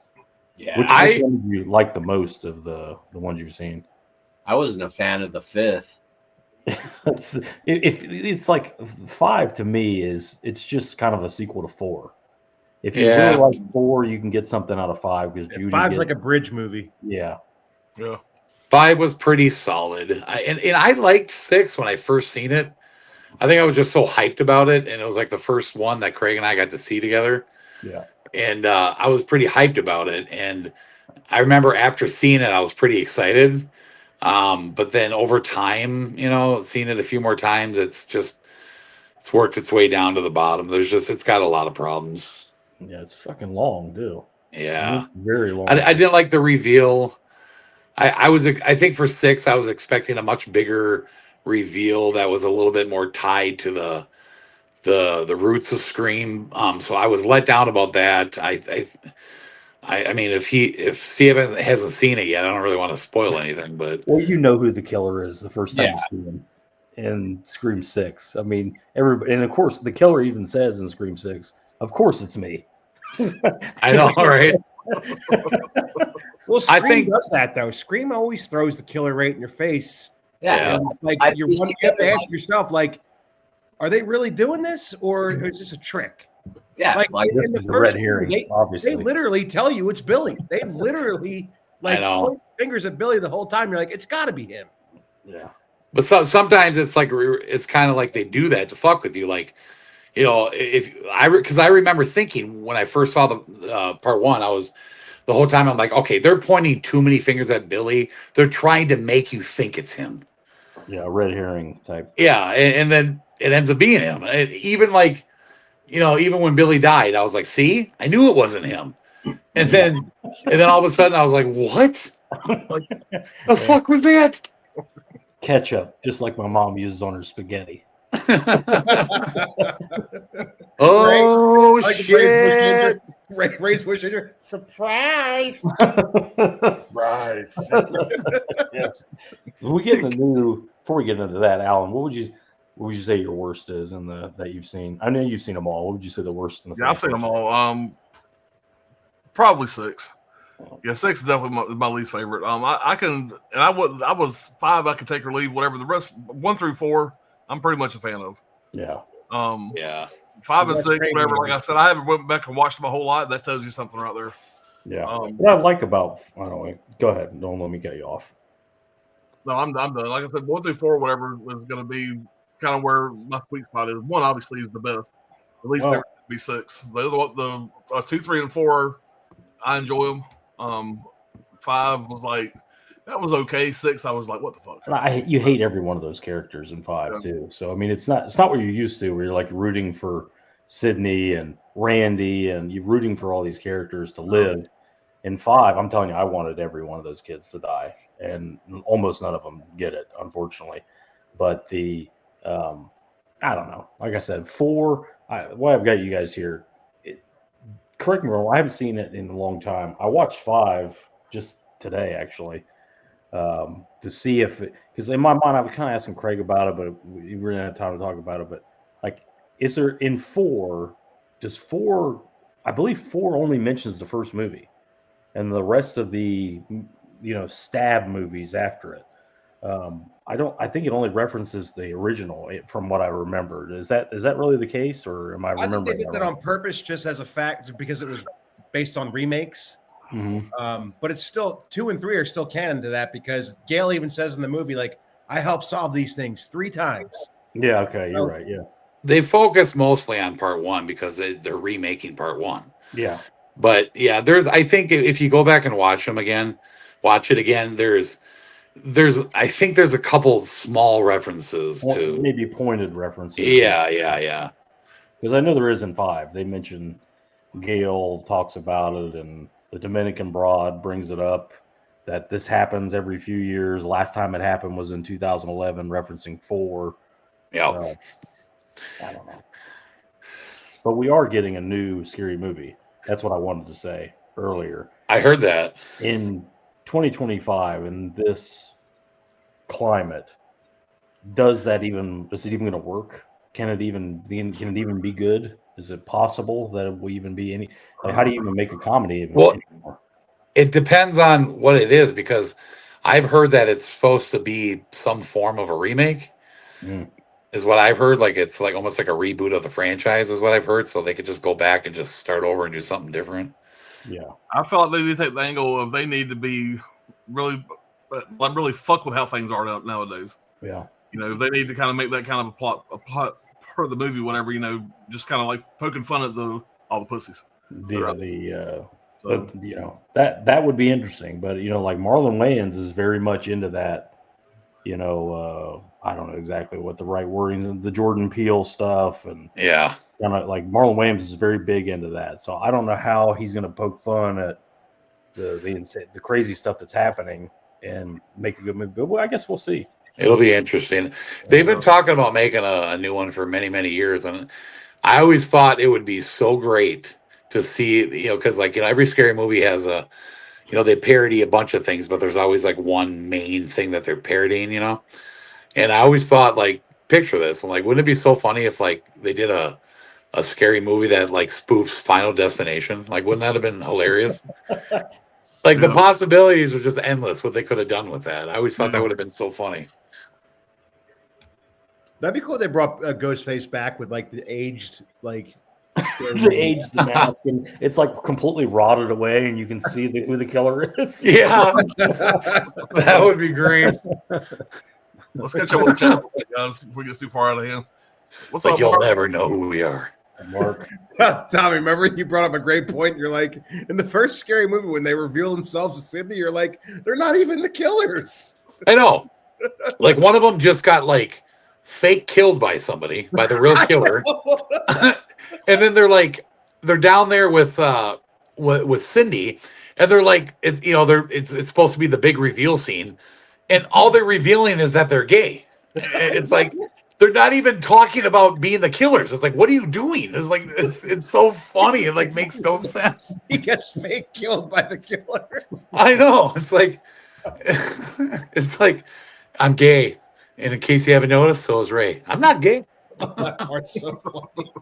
Like, what are you talking about? He's Took me gay to that in the whole club. movie, then denies it at the end. He took me to San Francisco. They play good music, but it's like, okay, first off, you suck my dick. Yeah, I wanted to go shopping. I want to go shopping. It's like, all right, if I see Bobby again, I'll tell him I love him. Yeah, They're in the football scene. All right, hit the showers, right? Well, Yes. all the stuff you're talking about, dude. Like, you can't satirize or make fun of any of that stuff you're talking about. Oh God, I It's know. interesting to see how that works out. You're right about that because a lot of that shit down. And I rewatched 1 and 2 the other night, whatever. And I say the other night, it's been a couple months ago. And yeah, a lot of that shit wouldn't fly 2025. Oh hell no. So most of it wouldn't fly. Ray's got that yellow tank top on. He's got the yellow tank top on, and he goes, "Does this shirt make me look gay?" And they go, He turns "Nah." it inside out. Looks He, like a makes bra. it How look about now? really gay. He goes, how about now? No, you're Yeah, good. man. Yeah, you go, girl. Put this on. He's like He's making her calling- put I'm with He's it. calling her Brandon. Yeah. Brandon. Mark Jones, what's up, man? Am I gonna get to meet you finally next month? Oh no, I hope not. That would be dumb to do like Halloween and just forget all the sequels. Hope they don't. That sucks. 4K tape revival. I hope that doesn't happen. Sorry. If Stu's alive, that's the only way it could work, in my opinion. Now, I'm not saying that's a good idea or a bad idea. I'm just saying that's the only way I Yeah. can think that he'd be alive. Yeah. I don't know what he's saying. I've been looking at that, trying to figure it out. Am I missing something, y'all? He always used to call me Steggins. Okay. I figured I there was don't know something. where the nickname came from. I guess it rhymes with Steggs rhymes with Craig. I don't know. I'm also a huge fan of the Scream MTV series. I love it too. Never That's a watched college nickname for sure. it. Trini, what's up, buddy? So, Trini. Hey, Scolder, what's going on, buddy? Sculler's a big Scream guy. They saying, hey, Chris C, what's going on, buddy? What's up, Chris? Yeah, what's up, man? And he said 5 was okay, 6 is hot garbage. Not a fan of 6. Scary Movie 2 is great. Looks like it tossed my own salad. Scary Movie 2 is pretty underrated. That's making fun of a lot of movies. Tim Curry's great in it. Yeah. I think the Exorcist spoof at the beginning is like Yeah. the best part of the whole movie. Yeah, James Woods. Yep. Yeah, and it'll be interesting, just like I said, to see how they navigate this era into I a know. R-rated comedy, if it's even possible. Yeah, I don't know if Keenan Ivory Wayans could really write anything that's updated. Like, I mean, these guys are, that's a good point. These guys are old too. I mean, they are these are 60-year-old men at this point, and how are they in touch with the times, and comedy is Yeah. basically dead anyway. So I don't know. I feel like during writing the script, they're gonna have to it's like gonna be walking on eggshells or something. Like, They'll we be gotta an be attorney. careful. There'll be a room full of attorneys sitting around them as they're writing this stuff. Nope. Erase that. That ain't gonna work. Yeah, exactly. Well, we got the Scream guys on here. We're talking about Scream. I wanted to show these off again. So you got the Volume 1. I like how you did Volume 1 and Volume 2 because it's obviously not a dead franchise. Yeah. I mean, do we get, this has not really been rebooted. Obviously, these later ones are continuations. How long before we get like a straight up starting over? Pops, I don't is the know. Steelbooks in there or the Amrays? It'll fit either one. This one's got the steelbook. Okay. So they're the individual side slips like Rocky, right? Yeah. Okay. Yeah, this has got the steelbook. That's 3. You know how much those steelbooks are worth? A lot. Yeah, I hadn't priced them, but it ain't going nowhere. Just the first 3 are probably worth $500. And Scream 2. And I was pissed off whenever, of course, I got the Steelbook Scream 2 in there. And then I was getting ready to put all my movies in here. And I was goddamn, I ain't got Scream 4. What the fuck? And it didn't even, so I have no movie in Scream 4 right now. Yeah. So Alan reached out to me to ask me about the releases of Scream 4. there's artwork for 4. I reached out to Craig Damn. to find out about the releases of Scream 4. And when I text Craig, let me just explain how that goes. I have to send like reminders of like the hands clapping and like fingers pointing, like, hey, what I just said. You know, I know you looked at your phone and then you saw a squirrel go by or whatever. You got to get back to this. Normally, that's what happens. When I asked about Scream 4 and the release of Scream 4, 30 seconds later, I get responses. You got me at a good time. And a good subject. Yeah, this is how it goes. This is where it is. But we only had that regular Blu-ray, I think. Yep. The art on those are fucking gorgeous. Man. Yeah, I'm getting twisted up here. Paying somebody to come up with these. So it's all new stuff. It's all new artwork. Yeah, there's Scream 5. Damn. Oh, I gotta get them. All artwork you paid for, an artist, dude. I love it how you get the original poster art and then you get Yeah. something new on the back. I love it. So, yeah, I need a copy of Scream 4. It's out there. It's just a regular old Blu-ray. Yeah. But it's I like need to grab one. that's a Lionsgate product. There will be Yeah. a Lionsgate 4K limited edition with a slip or whatever soon. Hopefully they do the Saw sequels soon. Like at least Saw 2 would be nice. Yeah. It's all coming. Or a 4K set. I mean, who knows? And then the Rob Zombie Halloweens, which Scream Factory can't get. Apparently, whenever, I mean, maybe this is the year we get the Rob Zombie Halloween 4Ks. Yeah, maybe. Speaking of Scream Factory, is there any want lists for 2025 for Scream Factory? Well, they announced The Hunt on 4K. I'll be picking that up. Yeah. Yeah. But it's not going to work. It doesn't have a slip. It doesn't have a slip. Well, maybe Blockbuster box sets can help you out with that. Yeah. Dust Till Dawn. Dust Till Dawn 4K would be great. Yeah. And they're probably the company Why to do did it. Paramount scrap that? It's isn't it a Weinstein property? Isn't it Miramax? And at the time, that was in the middle of when they were about to do it. When they were Well, about it was to, right when they bought the Miramax catalog. yeah. Maybe they thought it was in poor taste because of all the the Me Too movement. suggestive stuff, Me Too type thing. The movie's kind of, I wouldn't say really rapey, but it's very suggestive and kind of pervy with a young girl. And I don't know, maybe they thought it was poor timing. It almost feels like a Tales from the Crypt movie. Yeah, it does. I agree with you. Maybe isn't Trump in that movie? Because that's why we didn't get Home Alone 2. Yeah, maybe that's the case. Maybe that's I don't know if this could possibly be a shout select, whatever, but this needs to be the year that we get a 4K of Armageddon. So that needs to happen. It's supposed to be coming. That and I've heard rumors, and I've heard rumors. We pretty much got every other fucking disaster flick, but that one, and that needs to Alan, 4K is coming this year. Alan's doing the commentary. The Rock needs to come too. Yeah. I need a 4K. That's one of those Disney titles, isn't it? Yeah, but apparently, like now that Sony's doing the distribution, Yeah. like they're opening the Fox Vault and like the Touchstone Vault. So hopefully, we'll get some better titles out of that. I just Wow, hope we can get some Fox, shitty, just basic bitch 4K release of Armageddon. I need a nice fucking set, a nice release of that. I know. I love that movie too, man. Yeah, I think Signs and Sixth Sense sold very well. So that just shows them like, hey, people are buying your catalog titles. Keep doing them. the trouble with Disney is they make so much money, so many different places. It's just kind of, yeah, we'll do it, but it's like I don't think they really care. they just don't care. That's the big problem with it. They don't care, and they have a streaming service now, and it's like they have two streaming services, Hulu and Disney Plus. So it's like the less physical media out there, the more we get traffic back to our. So it's like, yeah, we don't really need the money, and we've got a lot invested in the streaming service. So what do we really do here? I heard it. I heard at the corporate office for Disney, in the whole building, every single bathroom, they have stacks of $100 bills that people wipe their ass Yeah, with. wipe their ass on gold toilets. Absolutely makes sense to me. So I don't really think they give a shit. There's a lot of Fox stuff I would like to see on 4K. I'd like to see, again, we talked about it earlier, Way of the Gun. I'd like to see that on 4K from somebody. Just give me Home Alone 2, please. Yeah, Home Alone 2, sure. There's a lot of Touchstone titles I'd love to see. Yeah, there's a this Three is kind of a Ninjas. deep cut, whatever, but fucking the program. You ever seen the program, the football movie? Mhm. Mm-mm. That's what I like to get.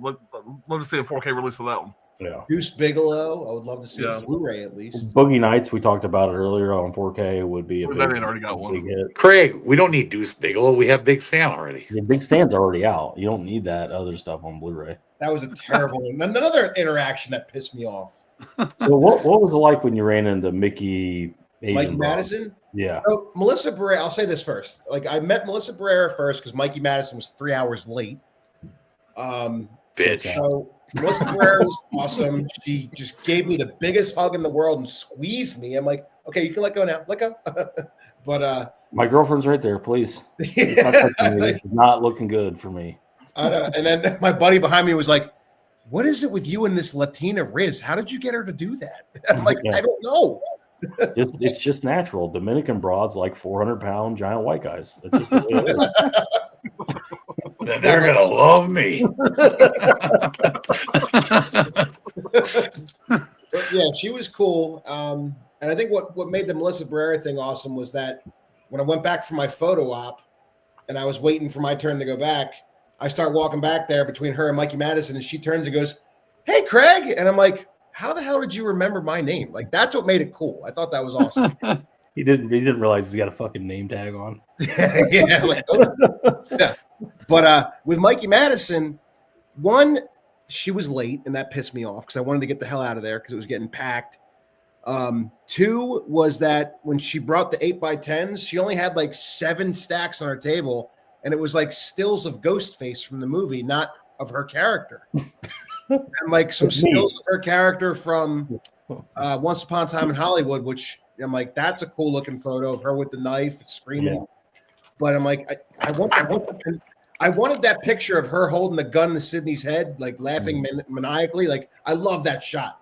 Yeah. And she didn't have it. I've seen like other conventions that she's done. She's done that photo. She didn't have it.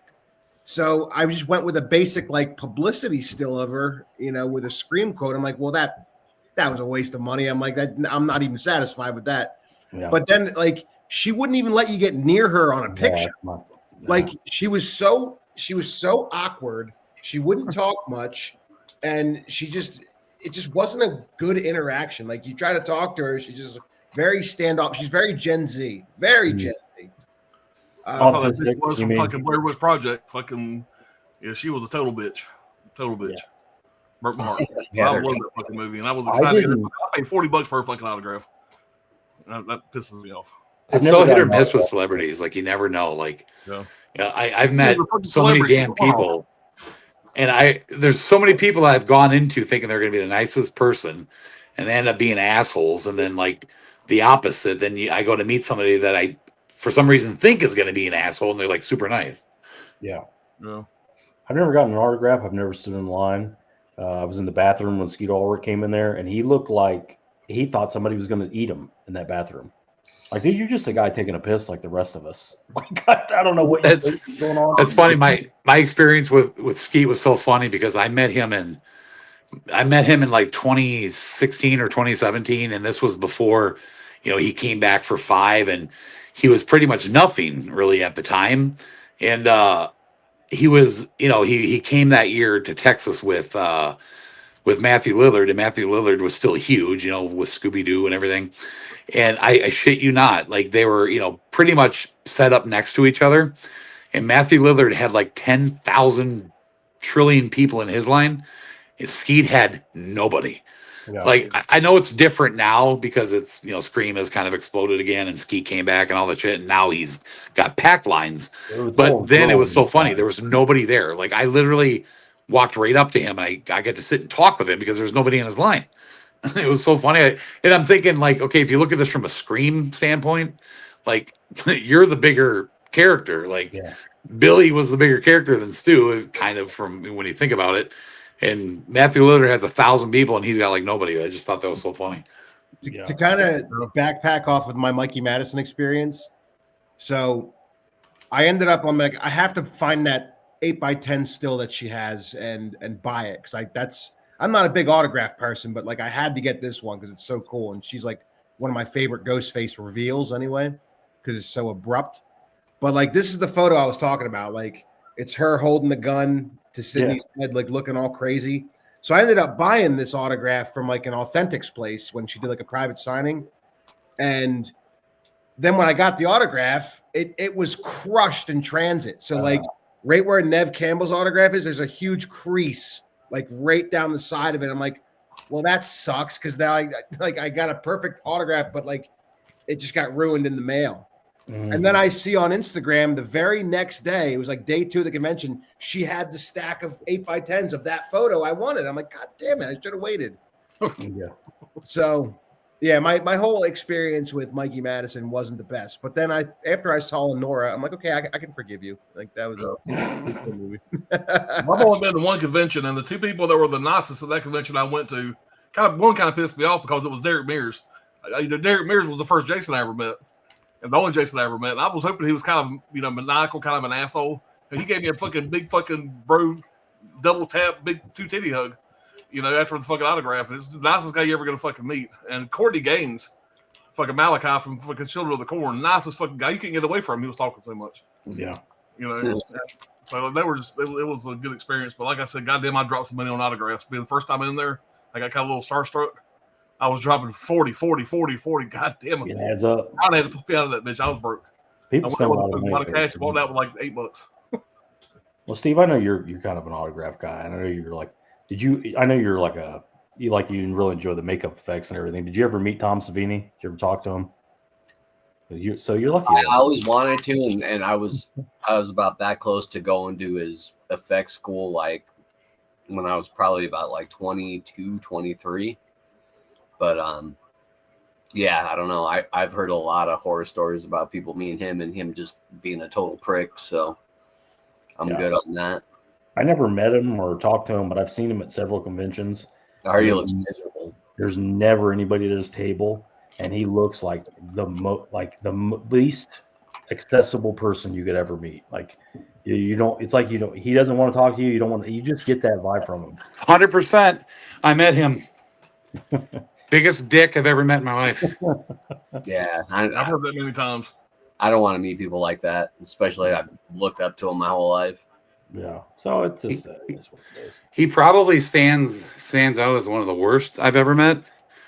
Another big one, at least for me personally, was Kane Hodder. Like, I think Kane Hodder is like one of the most arrogant fucking people I've ever met. Yeah, remember he likes choking dudes out, like when he fucking meets them and shit, when they get autographs. Some of these guys are only good to the girls too. Like I've heard that with like Kane Hodder. If you're a girl, he'll be the nicest guy in the world. But if you're a guy, it's like he's got to be like that. That's funny you said that, because he I've met him a bunch of times, and one of the times I met him with my wife, he was so fucking nice to her. But he was a completely different person to her. But I've told this story before, Steve. I don't know if you've ever heard it, but it's kind of funny. Like one of the interactions, like I already had Kane Hodder's autograph, so I never had an intention on getting it again. But then one day I decided I had this poster and I wanted to get all the Jasons on this one poster. And so I had to meet him again one year. And it's funny because for some reason on this particular poster, there's a big giant Jason in the middle, and he's part 4, Ted White. And it just happens to be part 4, just happens to be like the center of the picture for some reason. And so I go to meet Kane Hodder, and I'm having all the Jasons signed next to their character, next to their Jason. And I hadn't gotten to Ted White yet, and I go to Kane Hodder, and I lay the poster down, and he's like, "You want me to sign right there in the middle?" And I'm like, "Oh no, that's Ted White."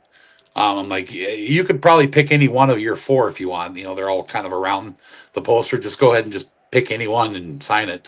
He's like, "You sure you don't want me right there in the middle?" And I'm like, "Dude," I'm like, "that's not you. That's Ted White. Quit being an arrogant prick.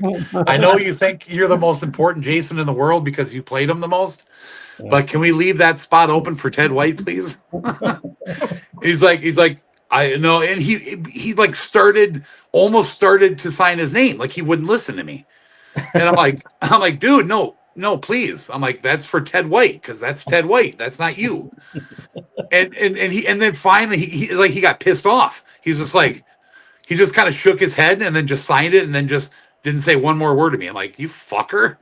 I'm the only Jason that matters. Come on, everybody. I know. That's basically what he acted like. I'm like, if you were in the middle, I'd have you sign in the middle. I'm like, you're not in the middle, dumbass.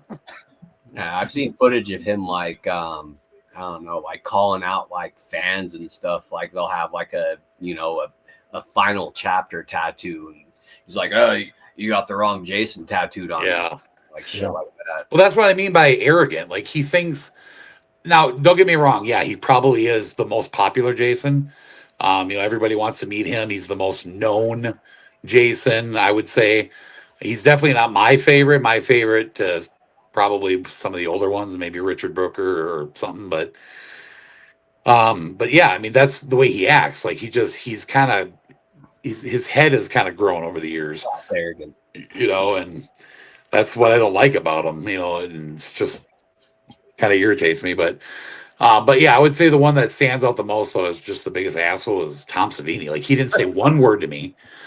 I'm sitting here trying. I was kind of new to conventions at the time, so I didn't really know how to act around people like celebrities. And I'm trying to like ask him stupid questions just to whatever. And he's completely ignoring me. He's like talking to the dude that's like there with him. And like I'm trying to ask him questions and he's just completely just blowing me off. And then he did another autograph thing. Like I asked him to sign I had him sign my Friday the 13th part 1 poster. And I wanted him to sign in a certain spot or something. He looks at me and he goes, "Nope, ain't gonna happen. I only sign the knife." I'm like, okay. I always have some messed up interactions when I ask my questions. And my questions are always related to physical media. So like the first one being John Carpenter that me and Tommy met. You could, if you're in line to meet John Carpenter, one of the most popular horror directors, you got to think of some good questions to ask him. But he hasn't been asked before. My question, of course, being a physical media slipcover guy, I go, "Hey, is Halloween coming to 4K?" And he goes, "I don't know." And that was the only thing he said to me. Oh, I don't know. And then, with not even like 2 weeks later, Lionsgate announced that first release with the curved slip, Yeah. which was cool. So I guess if I ask questions, maybe it brings it into existence. I don't know. no, it's probably like, you fucking liar. You knew it was coming. And the second one, Rob Schneider, who I was so excited to meet. And I asked him, I'm like, "Hey, is Deuce Bigelow, the Animal, and the Hot Chick ever going to get Blu-ray releases?" And he totally just ignores my question and goes, "Big Stand's on Blu-ray." Like, that's not what I asked. What the fuck is Big Stand, dumbass? The Benchwarmers is on Blu-ray. Like, that's not what I'm asking. I'm asking about Deuce Bigelow specifically.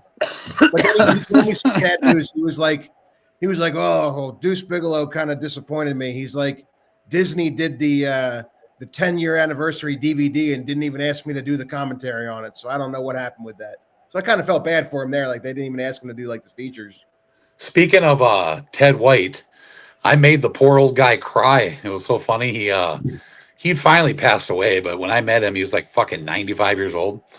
And since I was putting together this poster, I knew that there was one Jason I'd never get to have, and that's Richard Brooker, because he had already passed. And so I decided, I came up with this idea. I'm like, all right, well, okay, since I can't get Richard Brooker, I'll have Ted White do something in honor of Richard Brooker, since he kind of took over the role from him, And so I asked, after he signed his, I asked him, I'm like, is there any way you could like sign your name also next to Richard Brooker and do kind of something like a rest in peace thing or something? And this dude started bawling at the table.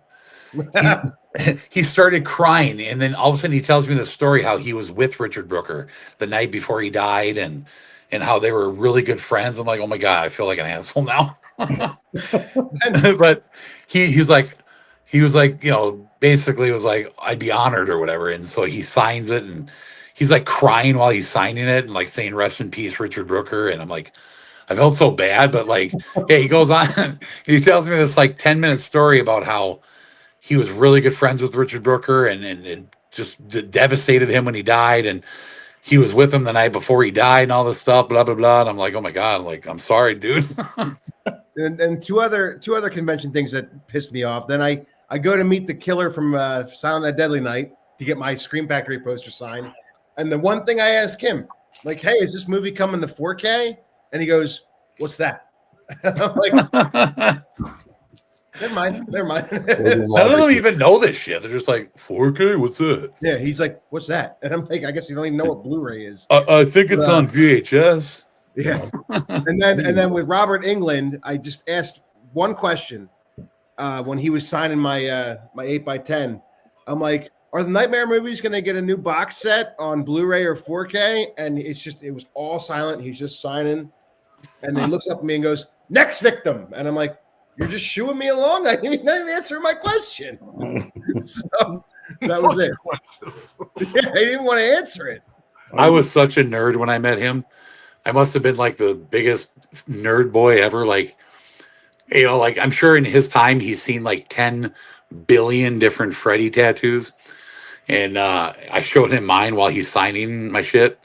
And I'm like, I didn't know what to ask him or anything. I'm just like, hey, what do you think of my tattoo?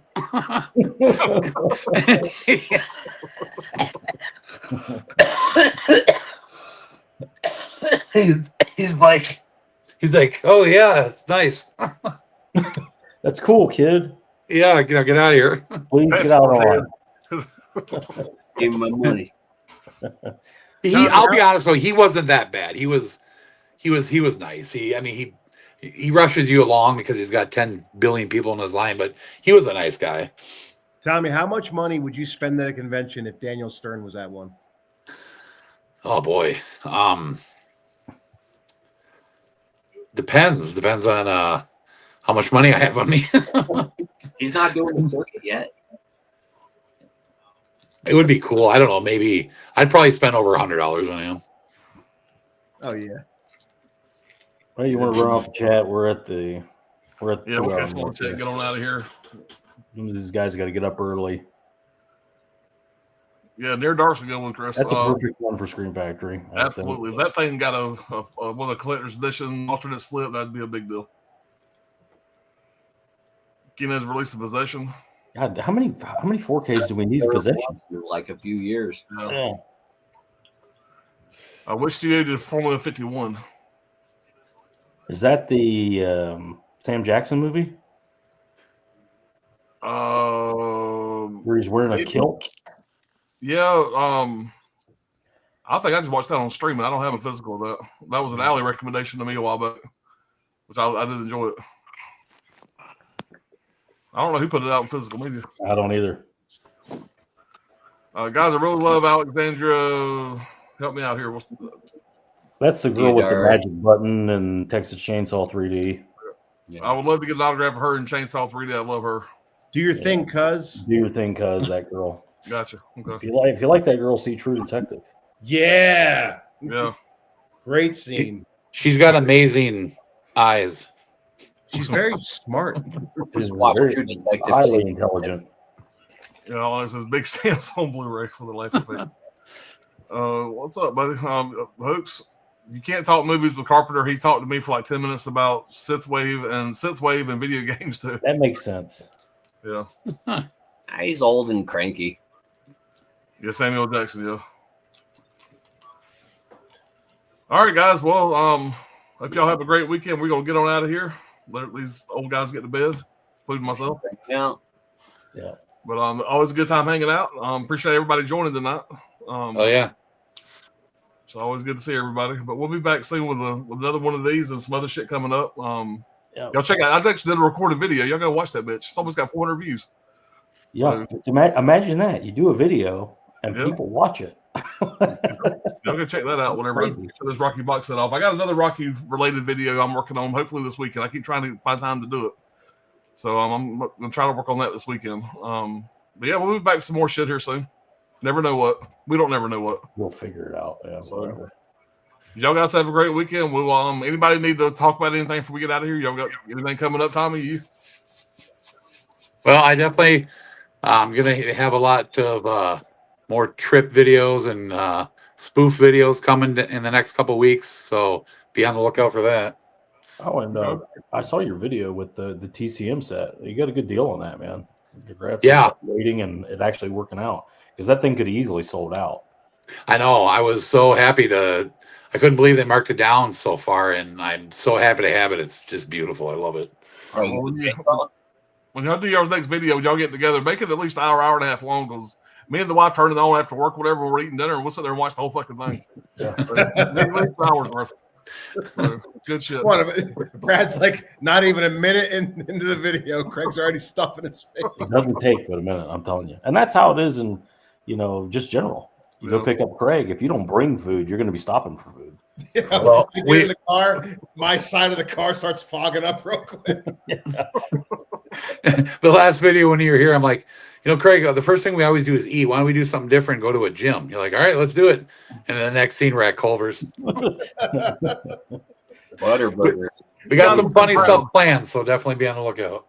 You guys would have been proud. It's probably the fattest thing I ever done. I got some chicken wings the other day, and for whatever reason, I wasn't coming to the house, so I sat in the parking lot where I got the chicken wings from, literally right at the front door of a gym. I'm eating chicken wings and people put it out of the gym. I never felt better. The people inside are just looking out going, fuck him. Well, some of those chicken wings can get pretty heavy, Alan. Or like when you're home alone, if you're home alone, you order a pizza, and then when they drop it off, you just kind of yell back inside, "Hey, pizza's here!" So they don't think they think you have other people with you. So they're like, "Wait, this whole thing's for you, you fat ass." All right, guys, we're gonna end this. Like y'all be good. We enjoyed it. Later. You're on.